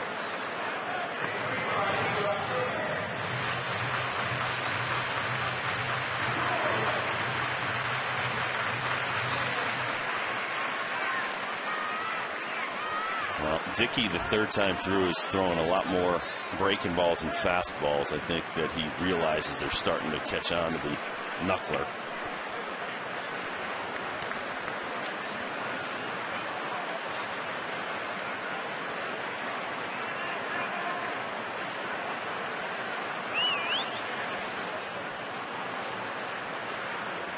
Two and 1. Josh will look that one all the way in to even the count. 83 on that pitch. Well, when you see the fastball, I think it surprises you. And that one right there, Josh is probably thinking, man, on a regular day, if you threw me 83 right there, I'd kill it. But not when you're throwing a knuckleball. And then back to the knuckler. Count's full. And Tom Cagnotti had the big 12-6 curveball. So not only does his knuckleball dance and then dive out of the zone, he throws a big old rainbow curve on you, too. Now, not much speed at first, not much in the batter's box. What does Jim Riggleman do here? Adam Dunn is holding, and Willingham takes the walk. And for Josh Willingham, his 28th walk of the year. Ivan Rodriguez, cat-like still, in his late 30s. But you nailed it. And here on the Exmo, you see the great footwork, getting himself into position to make this throw. Watch how he hops up, and then he'll come out and get Castillo on that one. It's all about footwork at his age, and he works hard to stay in shape. Now the Nationals have had 8 base runners in the last 3 innings. 3 of them erased on 1 play last inning. 2 of the 4 scored in the 4th, and now 2 more here. With 1 out, bottom 6.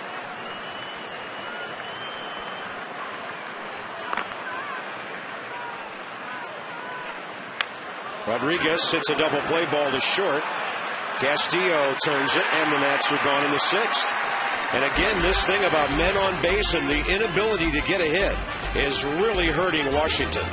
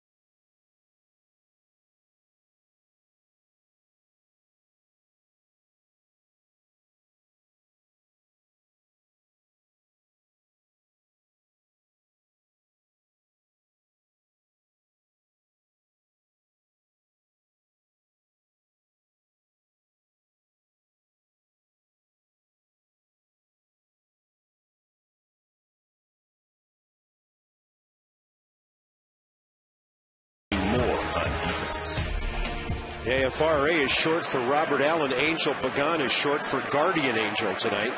The way he has helped the Mets, I bet he's prevented at least 4 Washington runs.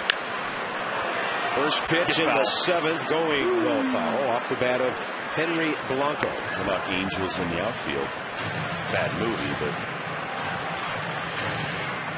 Tony Danza was in it. Danny Glover.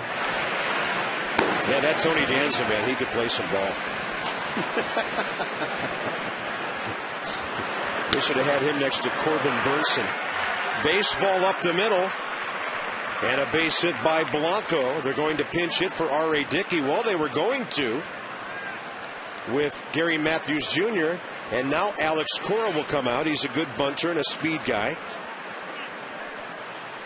Here's the pitch. Looks like a little cut fastball, and Blanco. Perfect bat speed for the cut fastball, and he hits it right back up the middle. So the knuckleballer has been retired for the night. Dickey will throw 98 pitches, 60 strikes, and go 6 fortunate innings, limiting the Nationals to 2 runs on 5 hits. Well, and as poorly as Oliver Perez has thrown, and now the Nice injury to Jonathan Nice and the hamstring issue, that's not a bad outing by a Mets pitcher. Not at all. That'll keep you in the rotation. 1 triple play and 1 double play. Part of his line tonight. 5 hits, 4 walks, 2 strikeouts. Giving up just 2 runs in 6 innings. Alex Cora, who's done plenty of damage against the Nats this year. Just a .232 hitter. 0 for 2 as a pinch hitter. But he can play you some Gold Glove infield. He sure can, and he can bunt. And that's perfect. Zimmerman with the glove. And Adam Dunn. Great stretch. Good thing he's tall. That was some stretch by Dunn to stay on the bag. Cora's one of those guys who's such a good bunter. He can sacrifice but bunt for a hit at the same time. Well, here's Cora, Alex Cora, laying it down, putting it on the carpet, so to speak, but an amazing play by Zim, whose hamstrings must feel pretty good right here. Watch this, the Exmo capturing the deadening of the ball right there. Just a beautiful thing. And Zim coming in and making the play, and that might be it for Lebo.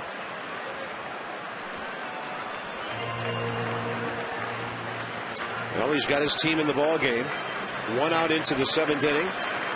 Another very good start for Nivan Hernandez. And if it wasn't for Angel Pagan, he'd probably be pitching with a 3 or 4 run lead right now, rather than leaving a tie ball game.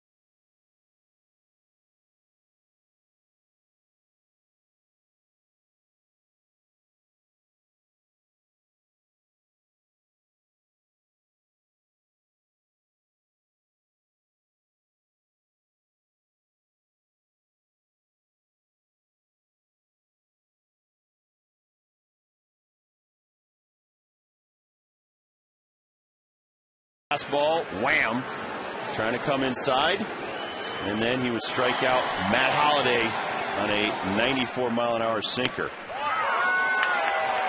His first pitch in his own ballpark is a strike to Jose Reyes. By the way, Ryan Ludwig is in the St. Louis lineup tonight, so evidently okay after taking that hard pitch off of his hand. Reyes tonight 0 for 3. Ball in the air 3 times. Over but low, and the count's even 1-1. Well, it couldn't have hurt that bad because he hit the game-winning home run off Tyler Clippard the next night. That's true. I like Ludwig. He's a good kid. He is a hard charger, boy.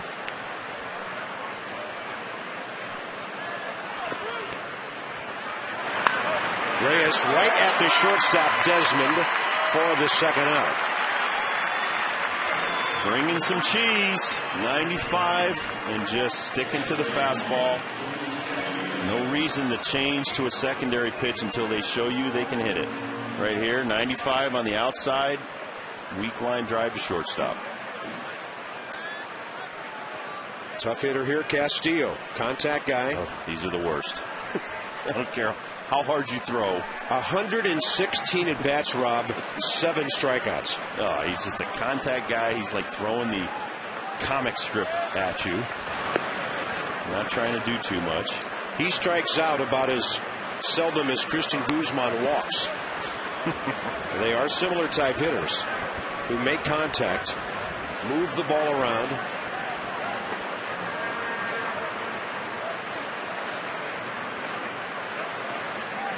My nemesis was Jose Chico Lind, the second baseman for the Pirates. Yeah. Oh, right-handed hitter, right? Oh, and he used to hit double after double down the right field line on me.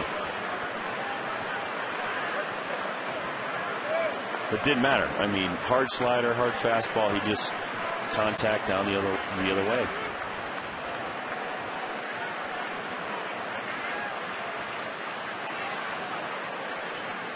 Remember last year, though, Castillo was really just being a great contact guy against our pitchers, wearing out the left side of the infield.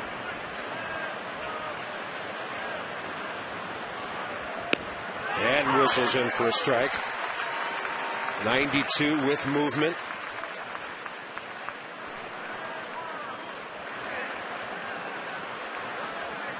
When you folks come to the ballpark, You'll see 94 on the scoreboard on a pitch like that. And it shows you how different some of the guns are.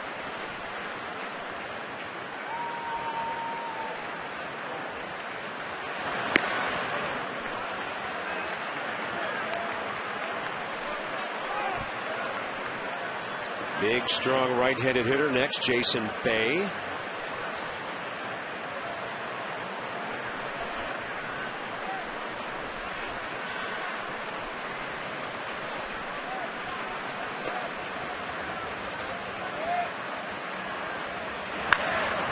And another shot at short. Look at Desmond. And the great throw.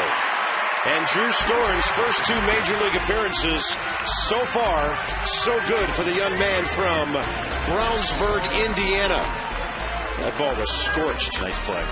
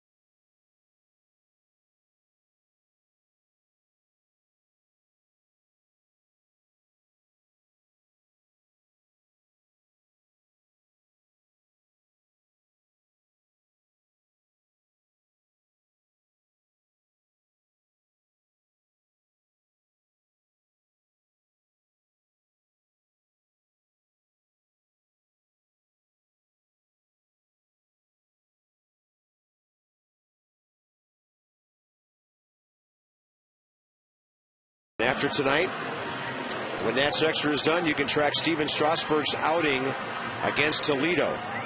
Or at Rochester, pardon me, and then Monday against Toledo live. The Nats will be off Monday night on their way to San Francisco. By the way, without giving anything away, I can tell you, stay with Masson tonight after Nats Extra. We think you'll like what you see. That's all. Have you already seen the numbers? A few, yeah. Could you slip me a piece of paper here and let me know what he did? I won't tell. Right. There's a letter V and there's a letter G. Very good. I'll look it up. I'll forward you the email, okay? MILB.com. Minor league website that I go to. Gives you all the updates and scores.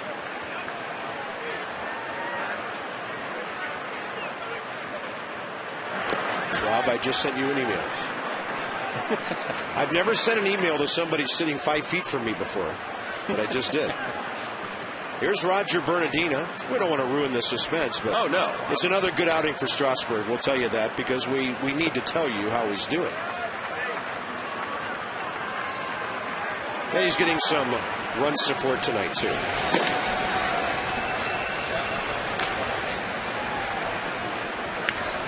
Look at this.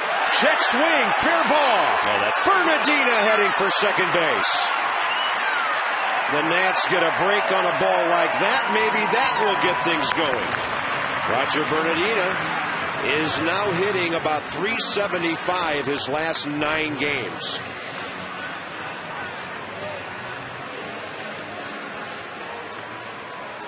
Well, it's an excuse me swing. And sometimes those are the best things. I'd rather be lucky than good. And then with Roger Bernardina's speed, which I wish I would have had just for a couple of weeks during my lifetime, you'd still be a soccer player. Woo! I mean, he just cruises in for an easy double. You know, I read recently that the harder you work, the better your luck. I agree. And Roger's a hard worker. So the Nats greet the left-hander Valdez with a double. I've also heard that good things happen to good people.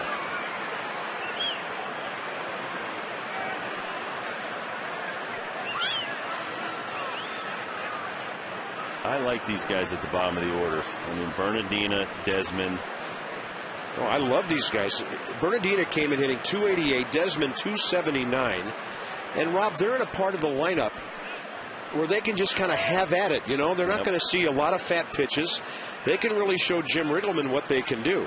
And I asked him about both of these players on his video blog that we taped today from MASNsports.com. I think you'll be interested to hear what the manager says about them. Get down. Not a good bunt, but it does go foul. Money in, dead in the ball. Give yourself up right here. You're not butting for a hit. Well, and like you said, you're going to have some bad at-bats when you're a young guy. Some nights you're going to be overmatched, which was Carpenter against Roger yesterday. Oh, yeah. Those big breaking balls, but it's okay. You're supposed to have some bad at-bats at the bottom of the order. It's the good ones that really make a difference for a ball club. Go look at that one. And it was called a strike. I think Ian thought the pitch was going to be low. Now that totally changes the bunting scenario here. You cannot bunt foul. So Jim Riggleman may have no choice now but to have him swinging. Well, he pulls it back. It's a little low. That is a little low on the pitch track. But isn't a pitch like that a good one to bunt? Fernando Nieve. So Ian got a little too selective right there. And now he's got to try to swing that runner to third or maybe even home. Oh, look at that. That's as good as a great bunt. Bernardina to third base with one out, and Mike Morse will get the pinch hitting call here, hitting for Drew Storen. And that's what we're talking about, trying to work your way out of this little bit of a funk that a lot of the hitters are in. It's just a cold spell. I also give credit to the other teams. They pitched us very well on this trip. But a young kid doing a great job moving the runner along in a crucial situation in the game. Now Morse has a job to do right here, which is put good wood on the ball, send that ball deep enough into the outfield to score Bernardina. Well, we thought Mike Morse was going to bat last night in the 7th inning with 2 men aboard, but Jim Riggleman went with Willie Harris, who was retired. Scott Olson next to Drew Storen, who's now retired 4 of the 5 big league hitters he's faced.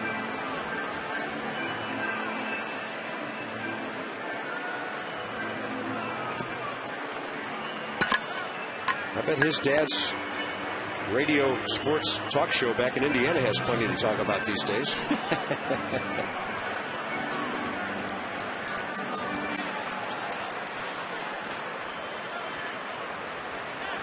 Here comes Jerry Manuel. I don't think he likes the left-handed, right-handed matchup here. He's been warming up for Fernando Nieve. And this would force Jim Riggleman to choose to burn 2 players from one spot. But I think he might leave Mike Morse in. The lefties haven't exactly been hitting right-handed pitchers either. So a third of an inning for Valdez, who gives up 1 hit. The potential lead run at third base with 1 out here in the bottom of the 7th, and Mike Morse shows no signs of leaving.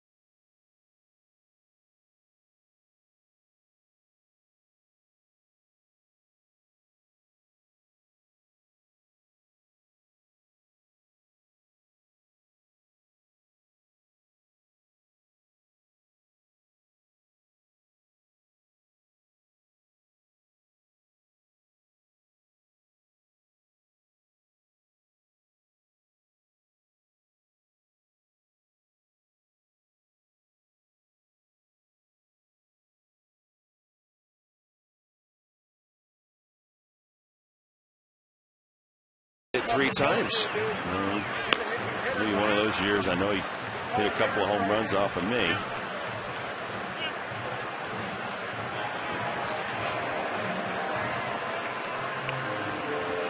27-year-old Fernando Nieve for the Mets. It'll be his 24th appearance, the most on their staff. 21 innings, only 15 hits, but he's given up 11 runs, and that's why the ERA is 4.64. The Nats will burn Mike Morse here and go with Adam Kennedy from the left side.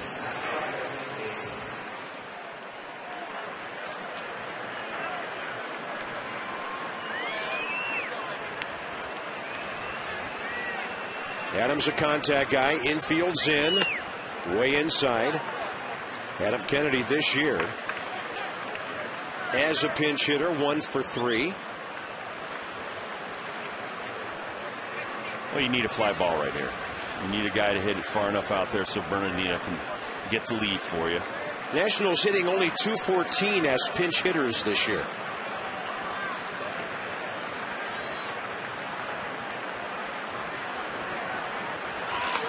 Suicide squeeze, and Kennedy does an amazing job of protecting the runner. Yeah. The Mets were almost pitching out there. Maybe they were pitching out, and Adam Kennedy got the bat on the ball, or Bernardino would have been dead. Well, it's even more difficult because he's left-handed, and you can throw that pitch outside to Blanco. Wow. And actually, Nieve did the wrong thing. You're supposed to throw it right at Kennedy when he squares around, so his first reaction will be to get out of the way. Either that or throw it 5 feet outside so he can't possibly reach it. Well, you don't want to throw it that far where Blanco can't catch it, though. Yeah. Then he scores easily. But nice job by Adam just getting some wood on that ball. Well, Riggleman. It's exciting. A Whitey Herzog disciple. Yeah. Whitey Herzog used to call as many squeezes as any manager in baseball with his speedsters in St. Louis and Kansas City before that. Now it's 2-1. In the Parker triple play, and now a attempted suicide squeeze. Wow. I hope there's no tsunamis coming up the Potomac tonight. We've seen just about everything else. 2-1 to Adam Kennedy. In a tie game, bottom of the 7th. Bernardino's really getting a great secondary lead coming down that line.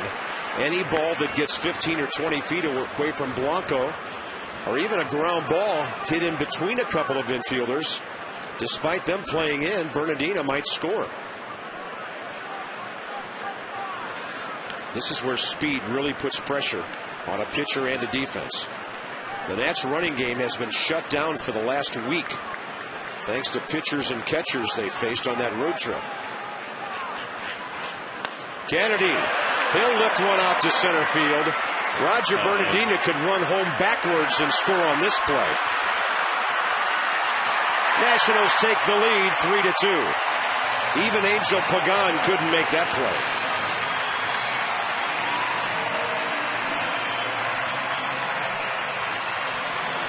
Nice job by Adam Kennedy. He's very difficult to strike out. 14 strikeouts and 106 at-bats. Deep fly ball to left center field, and Pagan, decent arm, but not good enough to throw out Bernardino, who's just flying. Top of the order now, Nyjer Morgan.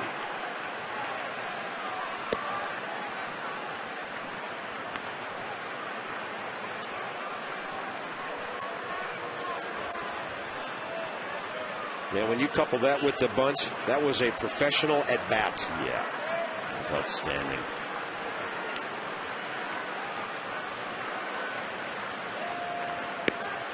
Well, it was just great situational baseball, knowing what could happen and being prepared for it. That's one of the best RBIs of the year right there. Adam Kennedy with his 13th of the season.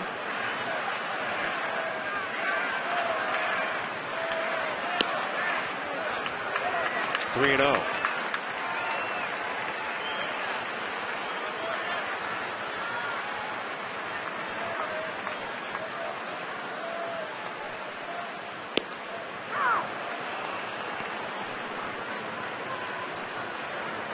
See, I almost turned Niger loose on 3-0.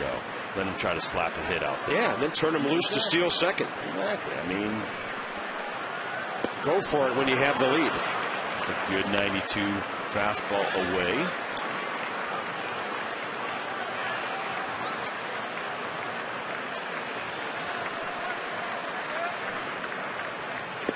He'll take the 2-out walk. Well, let's see if you can get to second past Blanco. Go to Chili'sBaseball.com. You might win a VIP baseball trip. At Chili's, it's all in the preparation. I could just hear the bugle at a Triple Crown race right now. Niger Morgan at first base with 2 outs. And let's see if the Nats can steal their first base in a while. Man, they've been stuck on 29 for a week.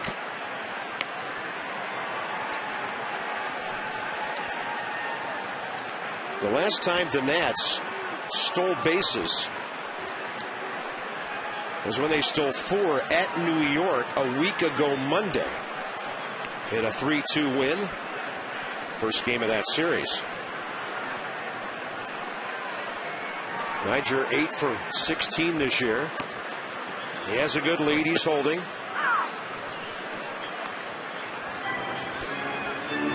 Guzman 1 for 3. Strikeout, base hit, and that flare to center resulting in the triple play.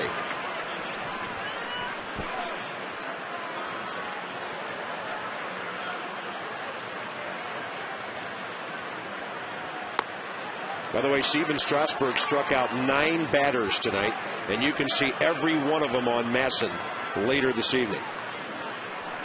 We'll let you find out how he did it, but that's a new high for him. Well, and it doesn't matter even if you knew what his stats were. You got to watch the kid. He's fantastic. It's not like he's going to come up here and every outing is going to be a no-hitter, but for a 21-year-old to be just a strike-throwing machine. Good pitch by Nieve right there. You see Christian doesn't get fooled that often and look that bad. And Morgan still parked at first base after 3 pitches. I think he wanted to hit a double. I don't know. I mean, when you get nailed 4 or 5 times in a row, does that make you reluctant? No, you can't stop running. He's holding. Guzman fouls it. Strasburg only gave up 3 singles tonight. And I can't wait to watch it later on Masson. We might see some broadcasters somewhere having a late night watch party. I mean, what the heck? We were up till 4 o'clock last night. What's midnight or 1 a.m. tonight? Guzman, that ball is well hit. Might leave the park. It's right off the scoreboard. That's 1. Morgan scores easily. Go 3, go 3. Guzman to third. Yeah, that baby. And the Nats lead 4-2. Very nice. That's a huge run.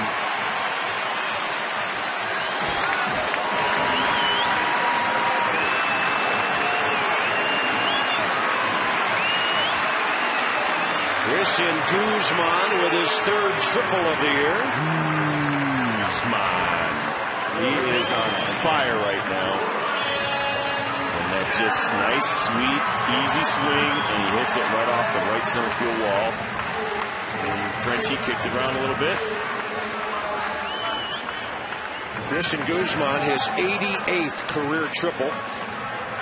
And a big run sitting over there at third base now. The Nats have a 2-run lead. And this started, it all started with a 2-out walk to Morgan. Who knows what will happen if Oliver Perez comes in. It's time for the Ziminator to eliminate a pitch right here out of the park.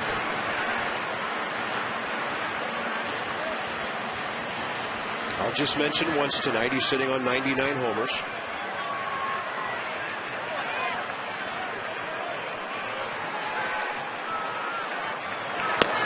Probably tickled to, you know what, that guy's throwing 95 instead of throwing a knuckleball. But you know what we've noticed about him the last few days, Rob? It started in Colorado. After his couple of big games out there, Rockies, Cardinals, Mets pounding him inside. But we heard that about David Wright. That's what everybody's doing. And I would do the same thing. I would tie up his hands. You want him to hit opposite field home runs on you or even jack it into our bullpen? He is as dangerous a right-handed hitter as there is in the league. 1-1 pitch.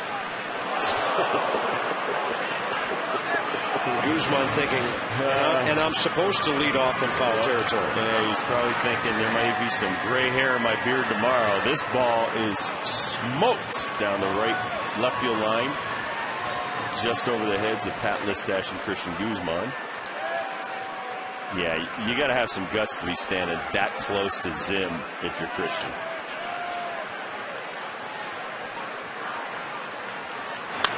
Oh, look at that swing. Oh, that's a beautiful thing. Beautiful base hit to right field. And the Nats have a 3-run 7th inning on Zimmerman's 24th RBI. So a 2-for-4 night for Ryan. I think it's going to be Oliver Perez. Fernando Nieve gets one man out of the 4 he faced. Watch this swing.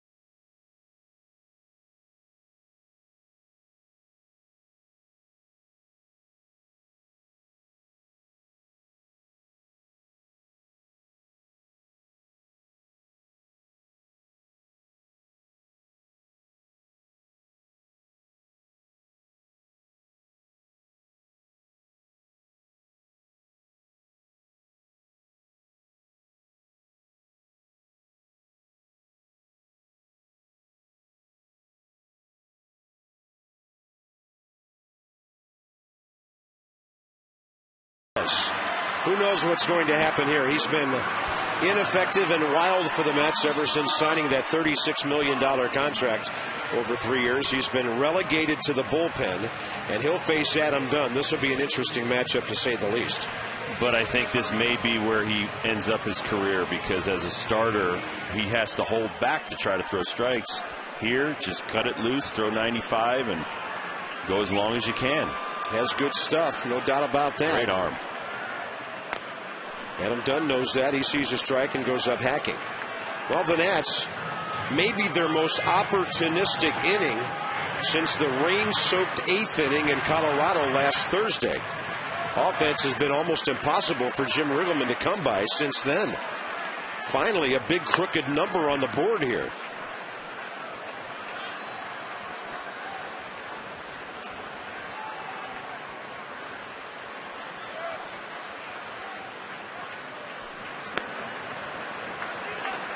Only once, make it twice since last Thursday, have the Nats scored more than 1 run in an inning coming into tonight. And this is their biggest inning since last Thursday, when they scored 7 in the 8th. Big breaking ball, Adam can't reach it, and the count's 1-2.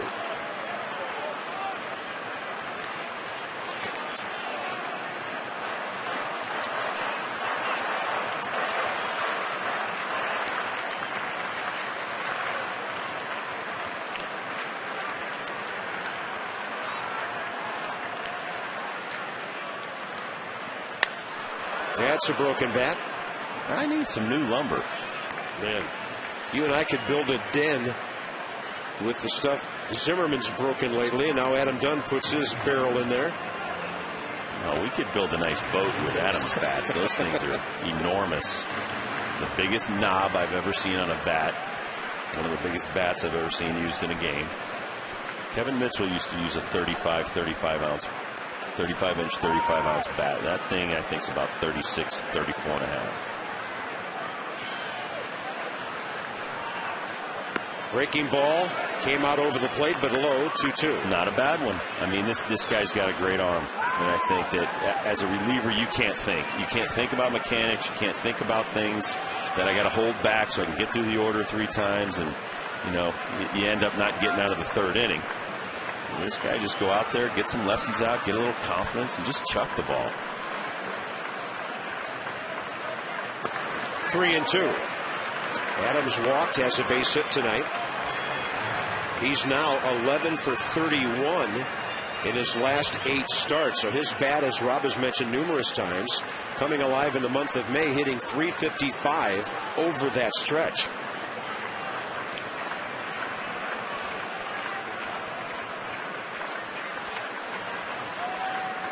He doesn't bite on the curveball. 2 on, 2 out.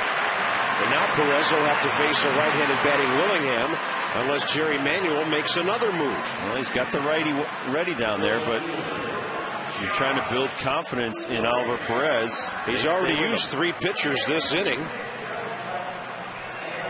That's a manager under fire, Rob. They're not able to win road games at all, 5-13. Well, and the fact that Jeff Wilpon flew down to Atlanta to have a meeting with Omar Minaya, Jerry Manuel. And it's never good when the president of the club flies down just to talk to you. Willingham with a drive right at the second baseman, Castillo. But the Nats have a great inning, scoring 3 runs.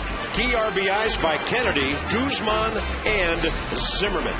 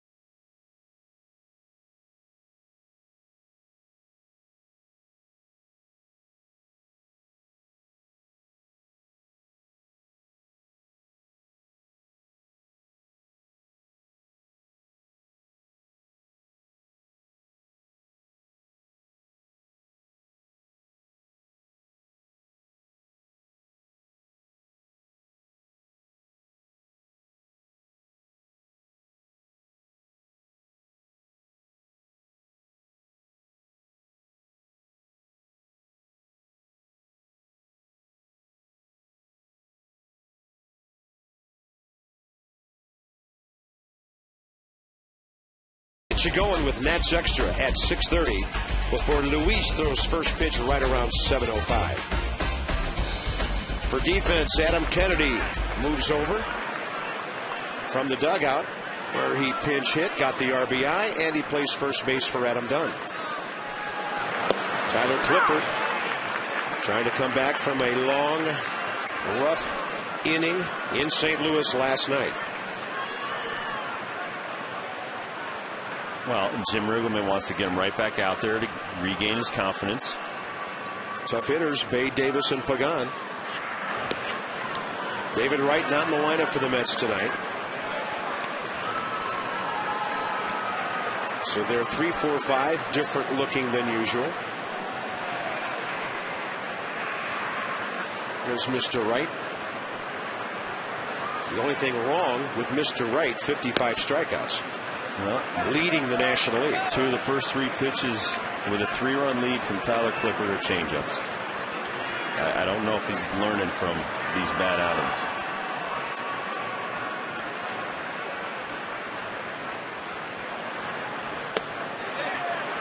And he misses with the fastball, but Jason Bay helps him out by offering at it 2-2.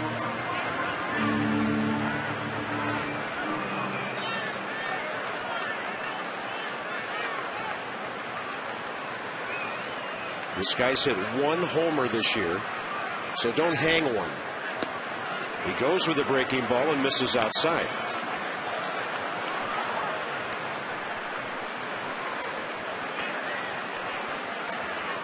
And I tell you, if he walks this guy, I'd have that bullpen phone ringing so quick.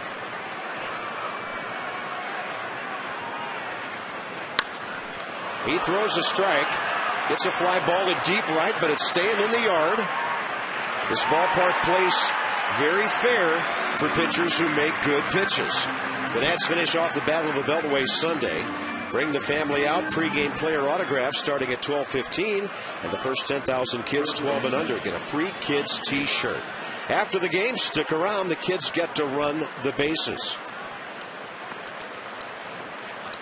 Nationals baseball with a curly W. The t-shirt for Sunday.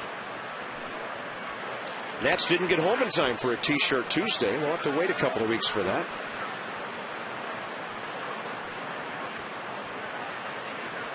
Ike Davis takes a strike. The next homestand into June will feature the Reds and the Pirates. 6 games in 7 days. And possibly a pitcher called up from Syracuse at that time. We shall see. Cost of the Nats ever come home for more than 5 or 6 games? Not until July, when the Mets will be back here, followed by the Padres and the Giants prior to the All-Star break. So a lot of week in, week out between now and then as far as the schedule.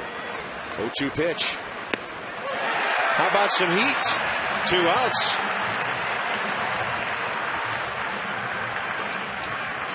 Here's Angel Pagan, who's had one of the most interesting nights in baseball.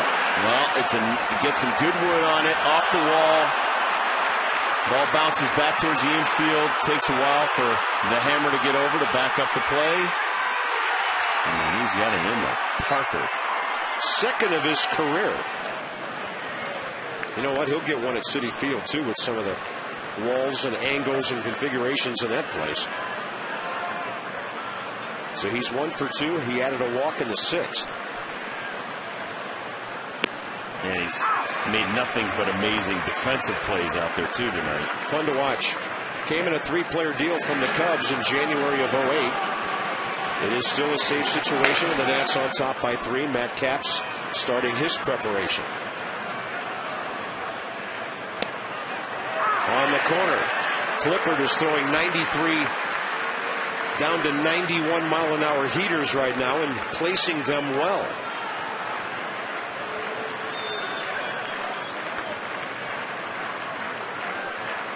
That's perfect. Another one. He goes upstairs with it.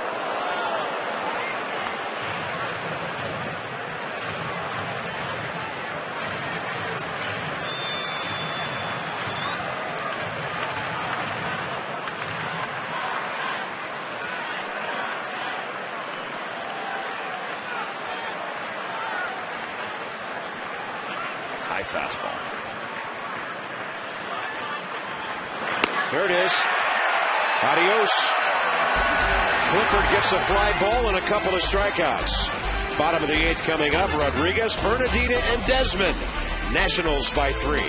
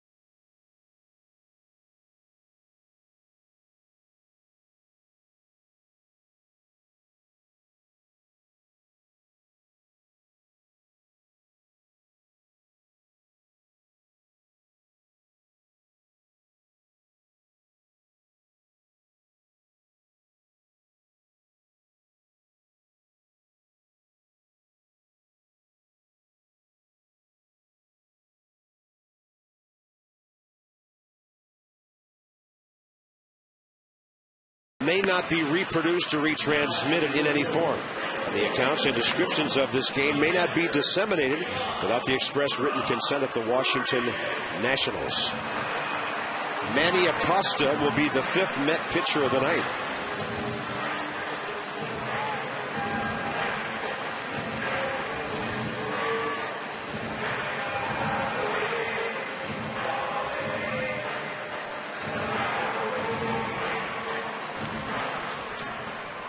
Rodriguez 0 for 3.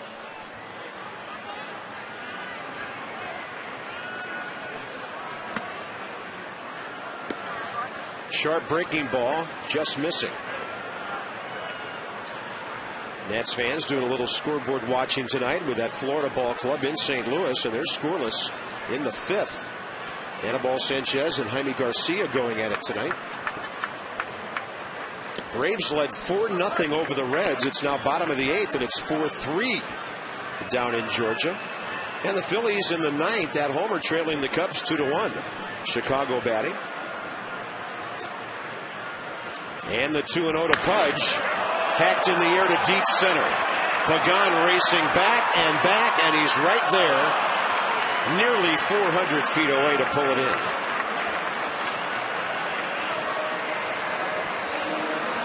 Roger Bernardino will be next.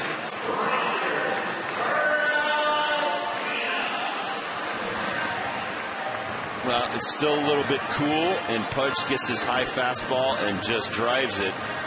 And I think in about another month, Bob, would you say that would probably be a home run?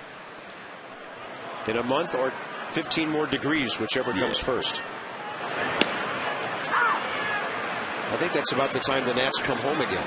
It sure seems like it. Yeah. And here's Bernardino, 1 for 2, sac fly, and a double. Roger now hitting .296. Sharply hit, but right at Castillo. And 2 quick outs for Manny Acosta here in the bottom of the 8th.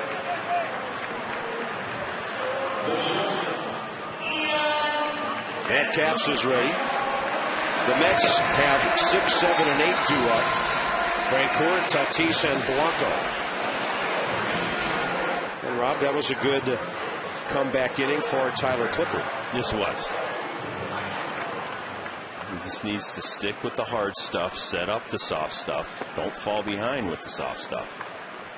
It's the KISS method. Just keep it simple, stupid, and go out there and get your 3 outs and get off the field. You don't have to work so hard. Jim Palmer told me that the other day.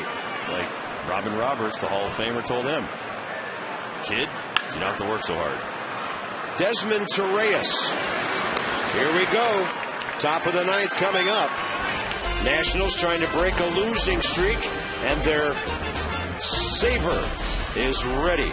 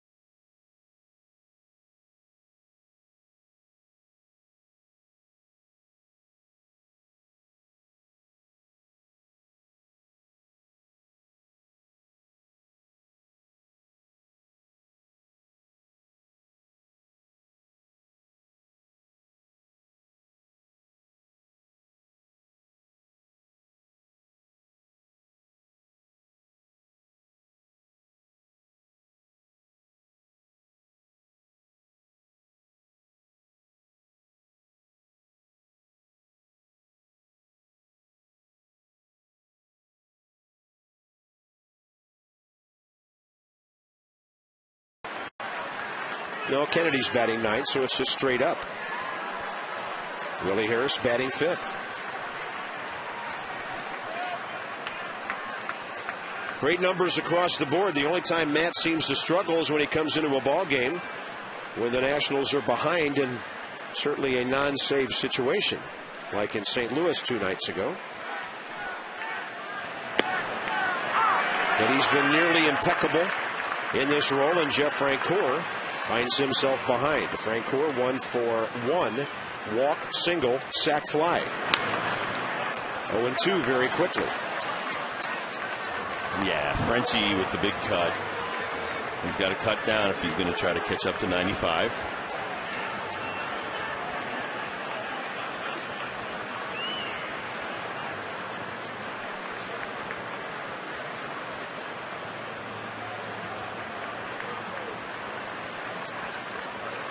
See, now you're way ahead. Now you throw something down in the dirt. Well, that. I don't know what that was, but Pudge wanted it down and away.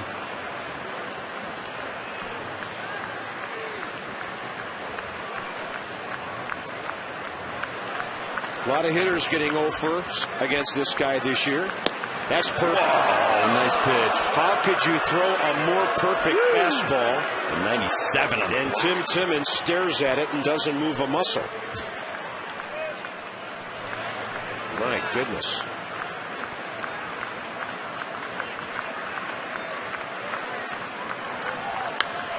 Got him. And Francoeur will fly to Niger Morgan. Good pitchers shake off things like that and still get the guy out. Oh, yeah. Well, he's got such a great slider, but he doesn't often use it. He doesn't need to. He gets ahead with the fastballs, puts you on the defensive, and then he'll try to get the slider in there.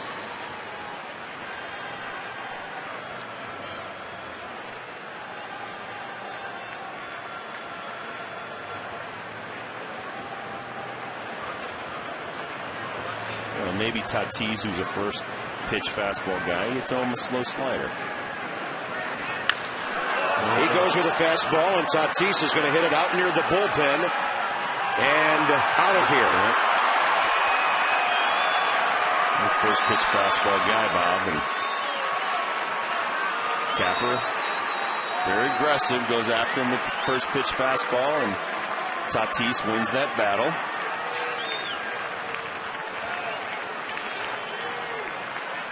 Matt Capps gives up his second home run of the year. Well, it's a dead red fastball hitter. Anybody's known Tatis, especially when he was with the Expos back in the day. He can hit a fastball. And if it's up in the zone right there, you see it. Talk about a wall scraper. That bounced on the top of the wall and into the bullpen. Left-handed Chris Carter will bat for Henry Blanco here. And the Mets still have Gary Matthews Jr. on the bench. They have David Wright. That'll help. A bouncer. Great charge by Desmond.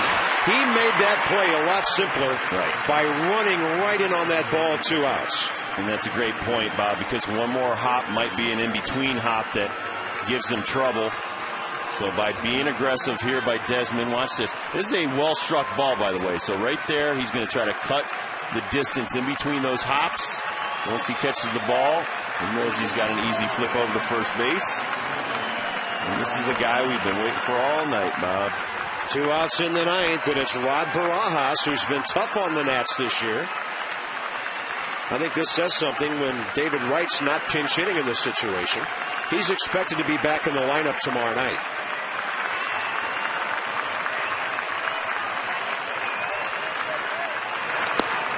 No, that's a strike. Come on. 2 perfect pitches in this inning just spit on by the umpire. Well, it's not easy to call a guy throwing 95, but those are pretty easy to read. Right down the middle. Man. Here's the pitch track. What's better than this?